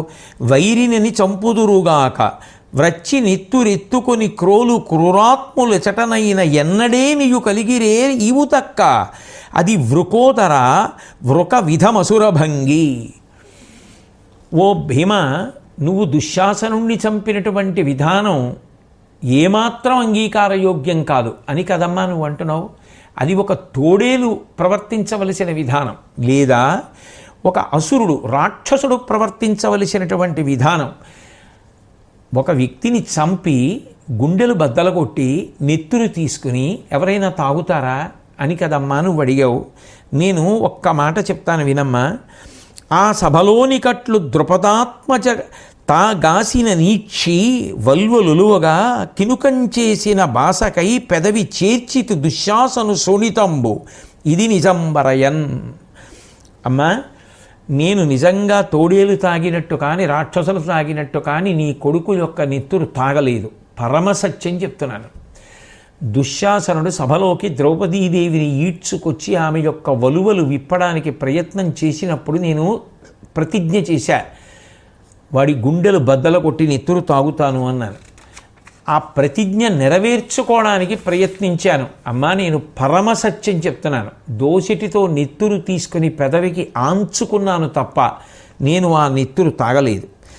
కురు సైన్యంలో ఉన్నటువంటి మహావీరులందరూ కూడా చుట్టుముట్టి నన్ను వెనక్కి తోసేస్తుంటే, నా ప్రతిజ్ఞ నేను నెరవేర్చుకోకుండా వాళ్ళు అడ్డొస్తుంటే వాళ్ళని భయపెట్టడానికి నెత్తురు తాగినట్టుగా నటించి నా ముఖం మీద ఒంటి మీద చల్లుకున్నట్టు కనపడ్డాను తప్ప నిజానికి నేను నెత్తురు తాగలేదు. నాకు కావలసినవి రెండు ప్రయోజనాలే. ఒకటి, వాళ్ళు భయపడాలి, ఆ సైన్యము వీరులు. రెండు, వాళ్ళెవరూ నా దగ్గరకు రాకుండా ఉండాలి. అప్పుడు నేను చేసిన ప్రతిజ్ఞ నేను పూర్తి చెయ్యొచ్చు. అందుకని దుశ్శాసనుడి గుండెలు చీల్చాను తప్ప నెత్తురు పెదవి దగ్గర వరకు పెట్టుకున్నాను తప్ప అమ్మా నేను నెత్తురు త్రాగలేదు. అన్యజనముల శోణితమైన అధిక పాతకమని విందు అనుజరక్తమాన నేనెంత వెర్రినే, అంత పాపకర్ముడనే, తల్లి అంత నిష్కరుణమతినే. అమ్మ అసలు లోకంలో ఇతర వ్యక్తుల యొక్క నెత్తురు త్రాగడమే మహాపాతకం. అటువంటిది నాకు సోదరుడు కదమ్మా, సోదరుడైనటువంటి వాడి నెత్తురు తాగేటంత మహాపాపం చేసేవాణ్ణి అని ఎలా నమ్మావమ్మా? అంత దయలేనివాణ్ణా? కాదు, నేను ఎక్కడ వరకు ప్రతిజ్ఞ చేశానో అక్కడ వరకు మాత్రమే నెరవేర్చాను తప్ప నేను నెత్తురు త్రాగలేదమ్మా, నిజం చెప్తున్నాను అన్నాడు భీముడు. గాంధారీదేవి కొంతవరకు ఊరట పొంది, అది సరే 100 కొడుకుల్ని చంపేశావే, ఒక్క కొడుకు బతికి ఉంటే నీ ఏకఛత్రాధిపత్యానికి అడ్డొచ్చాడా, మీ పరిపాలనకు అడ్డొచ్చాడా? గుడ్డిరాజు కదా ధృతరాష్ట్రుడు, మీ పెద్దనాన్నకి కళ్ళు లేవు కదా, ఒక్కడైనా తోడుగా బ్రతికించడానికి మీరు ప్రయత్నించలేదే అని ఆమె మనసులో వెంటనే ధర్మరాజు గారు మెదిలి ఆ ధర్మరాజు ఏడి, ఆ రాజు ధర్మజుడేడి అని అడిగింది. అడిగేటప్పటికి ఆ కోపంలో ఎక్కడ శపిస్తుందో అని భయపడిపోయినటువంటి ధర్మరాజు గారు చేతులు వణికిపోతుండగా నమస్కారం చేస్తూ గబగబా గాంధారి దగ్గరికి వెళ్ళాడు. వెళ్ళినవాడు చాలా చాలా తెలివిగా ప్రవర్తించాడు. ఏదో తప్పు చేసిన పిల్లవాడిని అమ్మ ఏడివాడు అందనుకోండి, వాడు వచ్చి అమ్మ నిజమేనమ్మా, నేను అలా చేయకూడదమ్మా, నేను ఆ తప్పు చేశానమ్మా, నేను ఆ తప్పు చేసిన మాట నిజమేనమ్మా, కానీ ఇంకెప్పుడు చేయనమ్మా, నన్ను కొట్టేయమ్మా, నన్ను చిత్త కొట్టేయమ్మా అని వచ్చి నించున్నాడు అనుకోండి, ఏమంటుంది అమ్మ ఇంకా? అట్లా ధర్మరాజు గారు గాంధారి దగ్గరికి వెళ్ళి, నీ పుత్రుల చంపించిన పాపాత్ముని క్రూరచిత్తు పరివాదార్హున్ శాపంబున బొలియింపుము భూపాలక వల్లభాభి పూజిత చరణ. మహారాజుల యొక్క భార్యలు వంగి నమస్కరిస్తే వాళ్ళ చేత పూజింపబడేటటువంటి పాదములు కలిగినటువంటి ఓ గాంధారీదేవి, నీ కుమారుల్ని చంపించినటువంటి క్రూరచిత్తుడు నిందార్హుడైనటువంటి ధర్మరాజు ఇడిగో నీ ముందే నించునున్నాడు. జీవమేటికి రాజ్యమేటికి చెల్లు చుట్టల బిడ్డలం చావచూచిన ఎట్టి ద్రోహికి సర్వభోగములీటికిన్ నావుడున్మరు మాటలాడగా నాలుకాడకయుండి ఆ దేవి యూర్పు నిగిచ్చే ఉష్ణము దీర్ఘము పరుషంబుగన్. బంధువులు కుమారులు ఇంతమంది మరణించడానికి కారణమైనటువంటి ద్రోహినమ్మ ఇంకా ప్రాణాలతో ఎందుకు ఉండాలి? నాకు రాజ్యం ఎందుకు, వైభవాలు ఎందుకు? అమ్మా నీ ఇష్టం వచ్చినట్టుగా నన్ను శాసించు అని చెప్పి వెళ్ళి ఆ గాంధారీదేవి పాదాల దగ్గర పడిపోయి ఏడ్చేసేటప్పటికీ గాంధారికి నోటమాట రాలేదు. ఏమీ అనలేక ధర్మరాజుని శపించకుండా ఉండిపోయి వేడి నిట్టూర్పులు విడుస్తూ ఉండిపోయింది. కానీ ఆ ధర్మరాజు గారు లేచి రెండు చేతులు పైకెత్తి నొసటన చేర్చి నమస్కరిస్తున్నటువంటి సమయంలో గాంధారీదేవి కళ్ళకి కట్టుకున్నటువంటి కట్టు కొద్దిగా జారినంత మాత్రం చేత ఆవిడ కోపంతో చూసిన చూపు ధర్మరాజు గారి యొక్క పాదములకు ఉన్న వేళ్ల చివరి భాగాలకి తగిలేటప్పటికీ అవి కవిలిపోయాయి. అంటే ఆమె చూపు అంత తీవ్రంగా ఉంది. వెంటనే ఆ అర్జునుడు కృష్ణుడికి వెనక్కి వెళ్ళిపోయి నించున్నాడు. భీముడు, నకులుడు, సహదేవుడు అందరూ కూడా గబగబా పక్కకి తప్పుకున్నారు. అప్పుడు గాంధారీదేవి తన కోపం ఉపశమనాన్ని పొంది, అవునులే వీళ్ళు చేసిన దోషమే ఉంది, తెలుసు కదా, నా బిడ్డలైనటువంటి దుర్యోధనాదులు చేసిన దోషమే కదా అని వెళ్ళి మీ అమ్మ కుంతిని దర్శనం చేయండి అంది. వీళ్ళందరూ కుంతీదేవి దగ్గరికి వెళ్ళారు. ఆ బిడ్డల్ని చూసుకుంది, వాళ్ళకి తగిలిన గాయాలన్నీ తడిమి చూసింది, ఎంతో బాధపడింది, ఆక్రోశించింది, ఏడ్చింది. ద్రౌపదీదేవి వచ్చింది, అత్తగారికి నమస్కరించింది. బిడ్డలు పోయినటువంటి బాధ. ఈలోగా గాంధారి ఆ కుంతీదేవి కూడా కలుసుకున్న తర్వాత వాళ్ళిద్దరి మధ్య జరిగినటువంటి మాటలు చాలా ఆశ్చర్యకరమైనటువంటి మాట. నిజంగా అటువంటి పరిస్థితి కలిగేటట్టుగా ఎవ్వడూ ఎప్పుడూ మూర్ఖత్వంతో ప్రవర్తించకూడదు అనిపిస్తుంది. గాంధారి అంది, కుంతి నువ్వు నన్ను ఓదార్చు, నేను నిన్ను ఓదారుస్తాను. ఎందుకంటే నీవారు మరణించారు, నా బిడ్డలు నా వారు మరణించారు, అటు అభిమన్యాదులు మరణించారు, ఉపపాండవులు మరణించారు, ఇక్కడ ఈవిడికి బిడ్డలు పోయారు. దేనికి అంటే కేవలం బిడ్డల యొక్క మూర్ఖత్వం. ప్రత్యేకించి ఆ దుర్యోధనాదులు చెప్పిన మాట వినని కారణం చేత చిట్ట చివరికి తల్లులు ఏడవలసినటువంటి పరిస్థితి ఏర్పడింది. కాబట్టి ఇటువంటి స్థితి కలిగిందని అందరూ శోకించారు, తర్వాత ఊరడిల్లారు. ఈలోగా గాంధారీదేవి ఒక్కసారి యుద్ధభూమిలోకి వెళ్ళి మరణించినటువంటి వారి యొక్క శరీరములన్నీ చూసి రావాలి అని సంకల్పం చేసుకుంది. వ్యాసభగవానుడు ఆమె కళ్ళకి ఉన్నటువంటి కట్లు విప్పవలసినటువంటి అవసరం లేకుండానే పడి ఉన్నటువంటి వారిని అందరినీ చూడ్డానికి ఆవిడికి శక్తినిస్తూ వరం ఇచ్చాడు. ఆవిడ యుద్ధభూమిలోకి వెళ్ళేటప్పటికీ పరిస్థితి పరమ భయానకంగా ఉంది. నిజానికి అందులో ఉన్నటువంటి పద్యాలు, అందులో ఉన్నటువంటి వర్ణనలు అన్నీ చెప్పడం చేత నాకు మనసు వికలమవుతుంది, విన్న మీకు మనసు వికలమవుతుంది. అలాగని వదిలేయలేక విహంగ వీక్షణంగా మాత్రమే స్పృశిస్తున్నాను. కాబట్టి ఆ యుద్ధభూమిలోకి వెళ్ళినటువంటి గాంధారి చూసేటప్పటికీ అక్కడ ఉండేటటువంటి రాక్షసులు పరమ భయంకరమైనటువంటి భాషలో మాట్లాడుకుంటూ ఆ పడిపోయినటువంటి తలలు, పుర్రెల్లో ఉన్నటువంటి నెత్తురంతా తాగుతూ మాంసం తింటున్నారు. ఎక్కడ చూసినా విరిగిపోయినటువంటి రథాలు, పడిపోయినటువంటి కిరీటాలు, చెల్లాచెదరైపోయినటువంటి ఆభరణాలు, ఏనుగుల యొక్క కళేబరాలు, గుర్రాల యొక్క శరీరాలు, ఎక్కడ చూసినా నెత్తురు గడ్డలు కట్టి ముద్దలు ముద్దలుగా ఉంది. భయంకరమైనటువంటి క్రూర మృగాలు, తోడేళ్ళు, నక్కలు మొదలైనవి వచ్చి శరీరాల్ని పీక్కు తింటున్నాయి. క్రూరమైనటువంటి స్వభావం కలిగినటువంటి పక్షులు, గ్రద్దలు, రాబందులు మొదలైనవి ఆకాశంలో ఎగురుతూ వాలుతూ ఆ రాజుల యొక్క శరీరం మీద వాలి వాళ్ళ శరీరంలో ఉన్నటువంటి మాంసాన్ని పీక్కు తింటున్నాయి.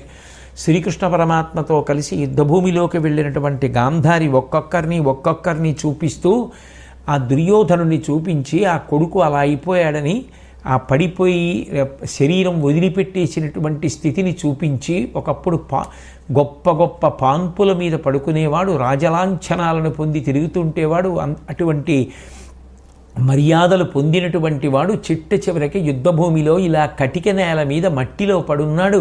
భార్య భానుమతీదేవి ఆ శరీరం మీద పడి అలా ఏడుస్తోంది, నా కోడలు. ఆ వికర్ణుడు ఆనాడు సభలో ద్రౌపదీదేవి విషయంలో నోరెత్తి ధర్మం కోసం ఆక్రోశించినవాడు. ఆ వికర్ణుడి గురించి నిజంగా గాంధారి చెప్పిన ఒక వాక్యం చదివితే మనసు జలధరిస్తుంది. ఎందుకని అంటే, ఒక పిల్లగ్రద్ద వచ్చి ఆయన ముంజేతిని పొడిచి సంధిని విడగొట్టడానికి ప్రయత్నిస్తోంది. కానీ వింటిని బాగా వింటినారి సారించడం సాధన చేసినటువంటి కారణం చేత బలిసి ఉన్నటువంటి ఆ ముంజేతిని బ్రద్దల కొట్టడం ఆ పిల్లగ్రద్దకి సాధ్యం కాలేదు. అన్ని వైపుల నుంచి కాకులు, గ్రద్దలు వచ్చి వాలి అన్ని వైపుల నుంచి పీకుతుంటే, భార్య ఆ శవాన్ని చూడ్డానికి వచ్చి తోలుతుంటే, లోకంలో ఎప్పుడైనా ఏ తల్లైనా ఇట్లా తన వాళ్ళ శవాల్ని తన కోడళ్ళు ఏడుస్తుండగా ఇంత భయంకరమైన స్థితిలో చూసిందా శ్రీకృష్ణ? నా జీవితం ఇలా అయిపోయిందని ఆ అభిమన్య కుమారుడు ఇన్నాళ్ళైనా యుద్ధభూమిలో పడిపోతే నిద్రపోతున్నట్టుగా ఉన్నాడు. ఎంత తేజోమూర్తి! వంశంలో పుట్టినటువంటి ఇంతటి మహావీరులు ఏ పాపం చేశారని వీళ్ళని మనవాళ్లే చుట్టుముట్టి పడగొట్టారు. దేనికోసం ఈ యుద్ధం? దేనికోసం చేసుకుని మనవాళ్లలో మనవాళ్లే ఇంతటి మహావీరుల్ని ఒకళ్ళనొకళ్ళు పొట్ట పెట్టుకుని చంపుకున్నారు. ఆఖరికి పడిపోయినప్పుడు ప్రశాంతంగా ఇలా కలిసిమెలిసి పడిపోతే పక్షులు, క్రూర మృగాలు తినేస్తున్నాయి. ఆ ద్రోణాచార్యుడి శరీరం చూడు, నక్కలు శరీరాన్నంతటినీ తినేస్తే పాదాలు మిగిలాయి. ఒకానొక నాడు విలువిద్య నేర్చుకుని ఆ పాదములకు నమస్కరించినటువంటి వాడు లేడు. అంతమంది చేత నమస్కరింపబడినటువంటి మహానుభావుడి శరీరాన్ని నక్కలు పీక్కు తినేసాయి. ఆ శిష్యులు ఆ శరీరానికి అంత్యేష్టి సంస్కారం చేయడానికి తీసుకెడుతున్నారు. అటువంటి స్థితిలో ఉన్నాడు. ఆ కర్ణుడి భార్యలందరూ గుంపులు గుంపులుగా ఏడుస్తున్నారు. నక్కలు వచ్చి పీక్కు తినేసినటువంటి ఆ శరీరం ఎంత భయంకరంగా ఉంది. విరాట మహారాజు గారి యొక్క శరీరం నెత్తురు గడ్డ కట్టేసి ఉంటే, అక్కడ ఉన్నటువంటి గడ్డ కట్టిన నెత్తురి ముద్దలో మునిగిపోయి ఉన్నాడు. ఆ తడి మీద వాయువు చేత వీచబడినటువంటి దుమ్ము ధూళి కొట్టుకుపోతే అందులో పడి ఉన్నారు. భీష్ముడు అంపశయ్య మీద పడుకొని ఉన్నాడు. మహానుభావుడు వంశం నిలబడాలని పెళ్లి చేసుకోవడం మానేసి రాజ్యపరిత్యాగం చేసి ఇంతకాలం రెక్కల కింద పెట్టుకుని రాజ్యాన్ని కాపాడితే, చిట్ట చివరికి కళ్ళ ముందు పిల్లలు యుద్ధం చేసుకుని మరణిస్తే అది చూస్తూ తాను అంపశయ్యని ఎక్కాడు. ఎంత దారుణమైన విషయం! ఒక్క వ్యక్తి మాట విననివాడు పుడితే, మూర్ఖత్వాన్ని పొందితే దాని పర్యవసానం ఎంత దారుణంగా ఉంది. కేవలం దీనికోసమే నేర్చుకున్నాడో ఏమో ఈ పాచికలు. ఆ పాచికలాడి ఇంత నాశనానికి కారణమైన ఆ శకుని నోరు తెరుచుకుని ఎలా పడున్నాడో చూడు. ఆ శల్యుడు భూమి మీద బోర్లా పడి నోరు పక్కకుండి నాలుక బయటకు వస్తే కాకులు పీక్కు తింటున్నాయి. చిట్ట చివరికి వీళ్ళందరూ ఇంతంత గొప్పవాళ్ళు ఈ స్థితిలో పడి ఉంటే, వీళ్ళని చూస్తుంటే నా మనసు ఎంత బాధగా ఉందో అని ఆ గాంధారి తీవ్రమైనటువంటి ఖేదానికి లోదైంది. అంతకన్నా ఇంకా ఆ భాగాన్ని పరిశీలించడానికి నాకు మనసు రాదు. ఆ గాంధారీదేవి చూసి చాలా తల్లడిల్లిపోయింది. కానీ దాన్ని అంత వివరంగా చెప్పడం కానీ, అంత వివరంగా వినవలసిన అవసరం కూడా ఉంటుంది అని నేను అనుకోవట్లేదు. ఎందుకంటే ఒక్క వ్యక్తి మూర్ఖత్వం వల్ల అంతమంది మడిసిపోయినప్పుడు అది చాలా హృదయ విదారకంగానే ఉంటుంది ఆ పరిస్థితి. కానీ ఇంతమందిని చూసిన తరువాత గాంధారికి అకస్మాత్తుగా కోపం పెళ్ళుబుకి పక్కన ఉన్నటువంటి శ్రీకృష్ణ పరమాత్మ వంక చూసి, ధృతరాష్ట్ర పాండు భూపతుల కుమారులు తమలోన ఈసున సమరమునకు దొడగిన నీ వడ్డపడవైతి తగు చాలు మానిసుల్ కలిగియు మననీయ వాక్యుండవయ్యును శక్య సమస్త కార్యుండన పేర్కొనియును ఉపేక్ష చేసితి కురురాజు చెరుపున తిరిగితి నిఖిల రాజుల తదనీకములను నామవడచి ఎల్ల భూముల బాడయ్యే అంత పట్టు ఫలముననుభవింపు ఏ పడంగ నిన్ను శాపానల జ్వాల దగ్ధమూర్తి చేయు దాన వినుము. అటు తిరిగి ఇటు తిరిగి ఆవిడ తన కోపాన్నంతటినీ కూడా కృష్ణ పరమాత్మ మీద చూపించింది. యువతల ధృతరాష్ట్రుడి యొక్క బిడ్డలు, అటు పాండురాజు వైపు ఉన్నటువంటి బంధువులు, మనవలు, వీళ్ళందరూ ఇలా ఇవాళ యుద్ధభూమిలో పడిపోయారు. మరి ఆ పాండురాజు గారి మనవలు పడిపోయారు, ధర్మరాజు గారు మొదలైనటువంటి వారి యొక్క బిడ్డలు ఉపపాండవులు పడిపోయారు. ఇంతమంది యుద్ధభూమిలో తెగటారిపోయారు. నువ్వు సర్వసమర్థుడివి, మాట్లాడగలిగినటువంటి శక్తి కలిగిన వాడివి, తలుచుకుంటే యుద్ధాన్ని ఆపగలిగినటువంటి వాడివి. నీ యొక్క శక్తిని చూపించకుండా, యుద్ధం ఆపకుండా, సంధి జరగకుండా చేసి ఆఖరికి రాయబారానికి వచ్చాను అనేటటువంటి కీర్తిని మాత్రం మిగిలిపోయేటట్టుగా ఉంచుకుని చిట్ట చివరికి రెండు పక్షముల వారు యుద్ధం చేస్తే ఈ నువ్వు చేసిన రాయబారం ఫలించలేదు అన్న కారణం చేత యుద్ధం జరిగి ఈ యుద్ధంలో ఇంతమంది తెగటారిపోతే శక్తి కలిగి ఉండి కూడా నువ్వు ఆపలేదు, అది ఆవిడ ఆరోపణ. ఆయన ఆపడానికి ప్రయత్నించలా? ఎంత కష్టపడ్డారు, ప్రయత్నపూర్వకంగా వచ్చారు, ఎన్ని మంచి మాటలు చెప్పారు. చెప్తే వినకపోగా ఆయన్నే బంధించే ప్రయత్నం చేసి ఇప్పుడు ఆయనని నింద చేస్తే వచ్చే ప్రయోజనం ఏమిటి? కాబట్టి కేవలం నీ వలన మాత్రమే ఇలా జరిగింది కృష్ణ.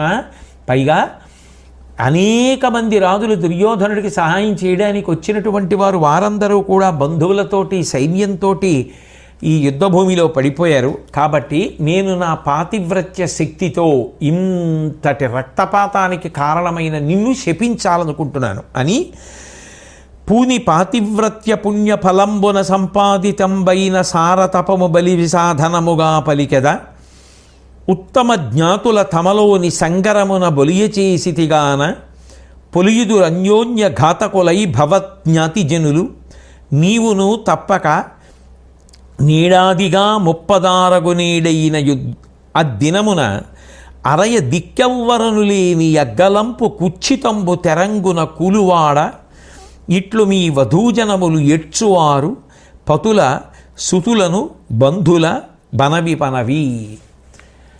ఆవిడ ఆ ఆక్రోశంలో శ్రీకృష్ణ పరమాత్మని శపించింది.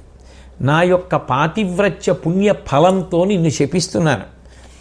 ఇక్కడ జ్ఞాతులైనటువంటి కౌరవులు పాండవులు ఎలా యుద్ధం చేసుకుని మరణించారో నీ దగ్గర కూడా జ్ఞాతులైన వారు అలాగే యుద్ధం చేసుకుని ఒకరితో ఒకరు పోరాడి అందరూ మరణిస్తారు. ఇవాల్టి నుంచి ఖచ్చితంగా 36 సంవత్సరముల తర్వాత ఇదే రోజున నువ్వు కూడా పక్కన ఎవ్వరూ లేనటువంటి స్థితిలో చిట్ట చివరికి దిక్కన్నవారు పక్కన ఎవ్వరూ లేకుండా శరీరాన్ని విడిచిపెట్టేస్తావు.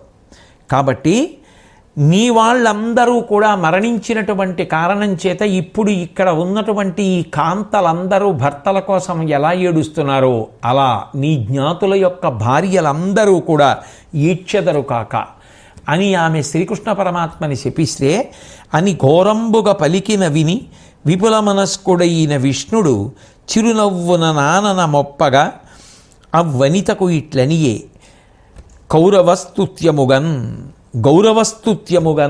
ఆ మహానుభావుడైనటువంటి శ్రీ మహావిష్ణువు శ్రీకృష్ణ పరమాత్మ ఆ గాంధారి అంత కఠినంగా మాట్లాడినప్పటికీ కూడా మనసులో ఏ విధమైనటువంటి వికారము పొందనటువంటి వారై విశాలమైనటువంటి హృదయంతో ఆ గాంధారితో మాట్లాడుతూ ఆయన అన్నారు, ఇత పూర్వమే అమ్మ మునివరులు శాపం ఇచ్చారు. వాళ్ళు ఇచ్చినటువంటి శాపం కారణంగా మా వాళ్ళు జ్ఞాతులు ఒకరితో ఒకరు కలహించుకొని మరణిస్తారు. అయినా నేను మీకు ఒక విషయం చెప్తాను, అలా జరగవలసినది ఎటూ జరుగుతుంది. మా జ్ఞాతులను చంపగలగడం దేవతలకు కూడా సాధ్యం కాదు. కాబట్టి అంతరించిపోవలసినటువంటి సమయం ఆసన్నమైతే వాళ్ళల్లో వాళ్ళే కలహించుకొని మరణిస్తారు. కాబట్టి నువ్వు అన్నది జరుగుతుంది, కానీ నువ్వు కొత్తగా అన్నది ఉంది. ఇత పూర్వం మునివరులు ఏ శాపం ఇచ్చారో ఆ శాపమే నాకు ఇచ్చావు. అది కేవలం నీకు కలిగిన ఆవేశం, నీకు కలిగిన కోపంలో అన్నావు కానమ్మా. నేను ఏ విధంగా బాధ్యుణ్ణి? దేనికి నన్ను శపించినట్టు? నాదా కర్తవ్యం. నేనా చెయ్యగలిగిన వాణ్ణి అని అంటే పక్కన ఉన్నటువంటి పాండవులు మొదలైనటువంటి వాళ్ళందరూ కూడా భయంతో బాధతోటి వణికిపోయారు. కృష్ణ పరమాత్మకే అంత ఆపద కలుగుతుందా అని. ఇప్పుడు గాంధారి వంక చూసి కృష్ణ పరమాత్మ, ఓ గాంధారి, నీ కుమారుడు చేసినటువంటి దుష్కృత్యములు నీకు తెలియవా? నేనేనా? భీష్ముడు చెప్పాడు, ద్రోణుడు చెప్పాడు, బాహ్లీకుడు చెప్పాడు. ఎవరి మాట విన్నాడు? నేను చెప్పలేదంటున్నావు కదా, వాళ్ళు పెద్దలు గారా? వాళ్ళు చెప్పిన మాట విన్నాడా?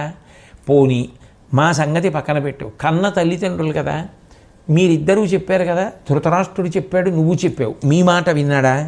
మీ మాట వినలేదు కదా. మీ ఎవ్వరి మాట కూడా వినలేదు. యుద్ధం జరిగింది, కానీ నేను చెప్పి యుద్ధం తప్పించలేదని నా మీద తప్పు పెట్టడం తప్పు కదా.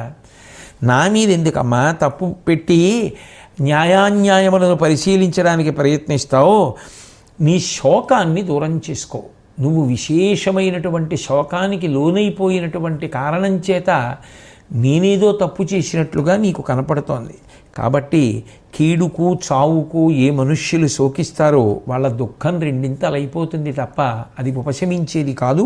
కాబట్టి రాజుల యొక్క కుమార్తెలు మనసులో ఏం కోరుకుంటారు?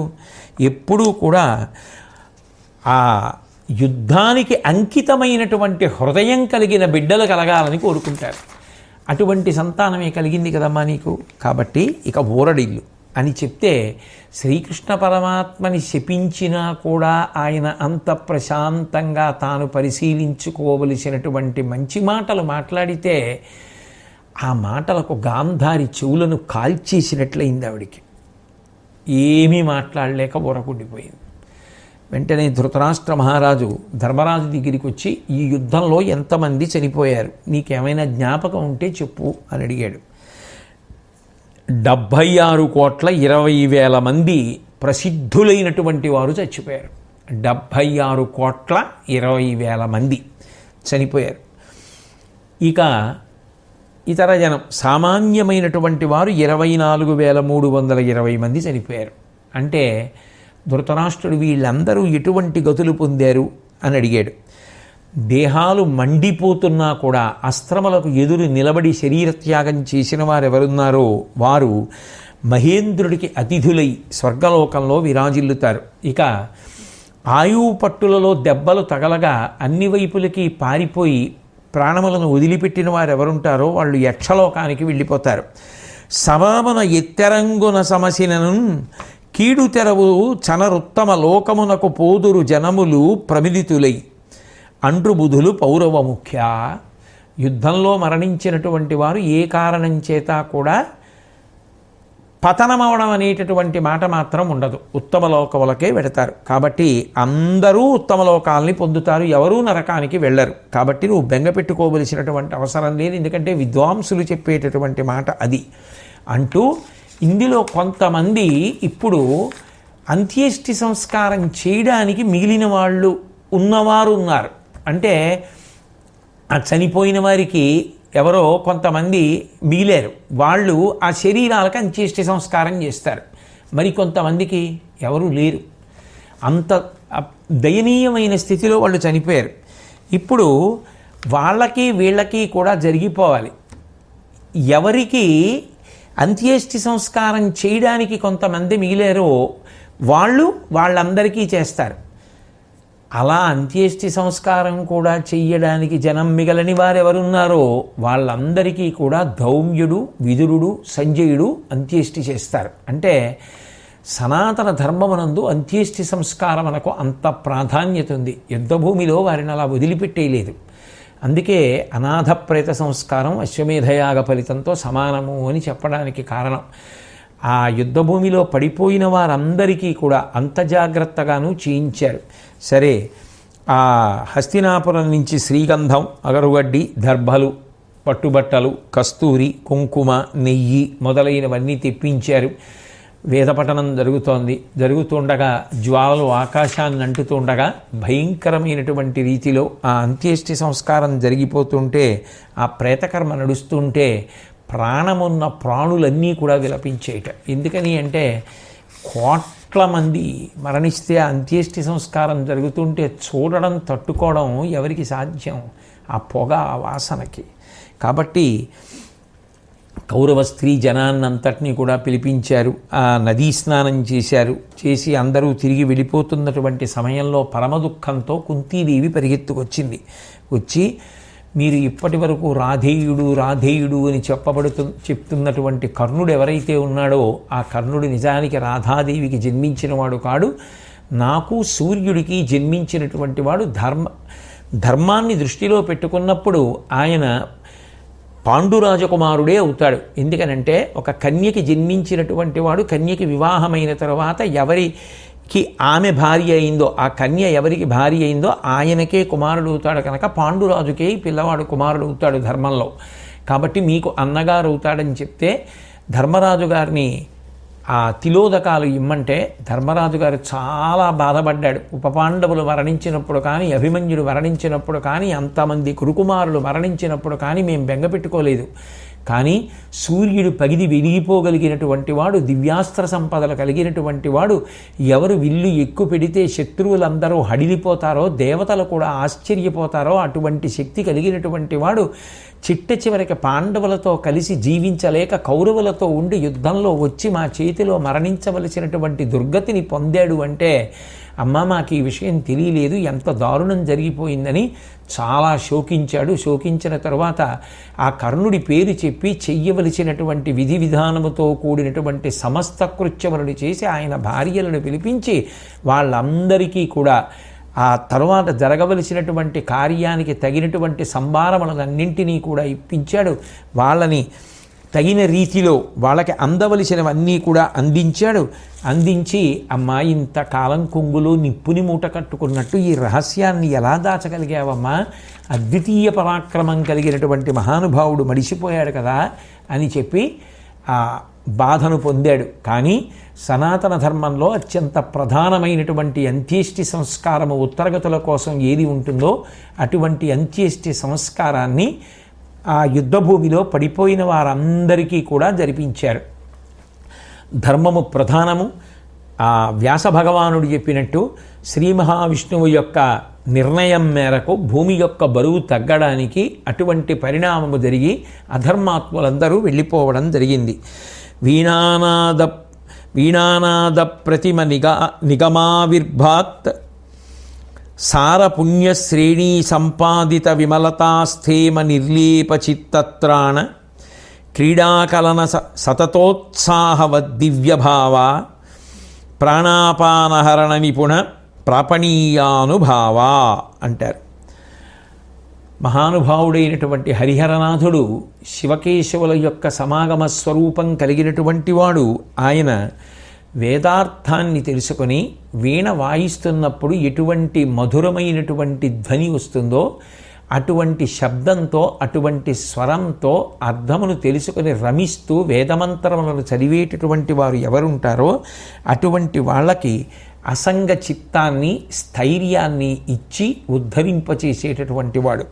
ఆ హరిహరనాథుడే ప్రాణము అపానము మొదలైనటువంటి యోగ చిత్త వృత్తి కలిగినటువంటి వారెవరు ఉంటారో అటువంటి వాళ్ళందరినీ కూడా అనుగ్రహించి ఆ యోగాభ్యాస బలం చేత వాళ్ళు పరమాత్మనే పొందేటట్టుగా చెయ్యగలిగినటువంటి వాడు.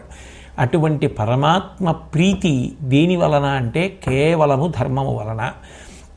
ఆ ధర్మమునకు విశేషమైన ఇబ్బంది ఏర్పడినప్పుడు ఆయన అవతార స్వీకారం చేసి ఆ ధర్మాన్ని స్థాపిస్తూ ఉంటారు. యదా యదా హి ధర్మస్య గ్లానిర్భవతి భారత అభ్యుత్థానమధర్మస్య తదాత్మానం సృజామ్యహం అంటారు భగవద్గీతలో. అట్లా ధర్మ సంస్థాపనార్థం అవతరించినటువంటి శ్రీకృష్ణ పరమాత్మ ఆ ధర్మమునందే ప్రధానమైన అంతర్భాగమైనటువంటి చేయవలసిన పనులు ఏ ఉంటాయో అవన్నీ కూడా చేయించి ఆ ధర్మము అన్నది ఎంత జాగ్రత్తగా అనుష్ఠాన పర్యంతంలోకి రావలసి ఉంటుందో నిరూపించి చూపించారు. అటువంటి ధర్మమును అనుష్ఠించడమే భగవంతుని యొక్క అనుగ్రహమునకు కారణము కనుక అటువంటి ధర్మానుష్ఠానం చేసి సర్వకాలముల యందు సర్వావస్థల యందు భగవంతుని అనుగ్రహమునకు పాత్రులవడానికి వీలుగా బ్రతకడానికి కావలసిన విభూతులను ఆ శ్రీకృష్ణ పరమాత్మ తన నిర్హేతుక కృపాకటాక్ష వీక్షణముల చేత మనకు అనుగ్రహించుగాక అని ప్రార్థన చేస్తూ సెలవు. మళ్ళీ రేపటి రోజున కలుసుకున్నప్పుడు శ్రీకృష్ణ పరమాత్మ నా చేత పలికించినంత మేర పలకగలవాడను. స్వస్తి.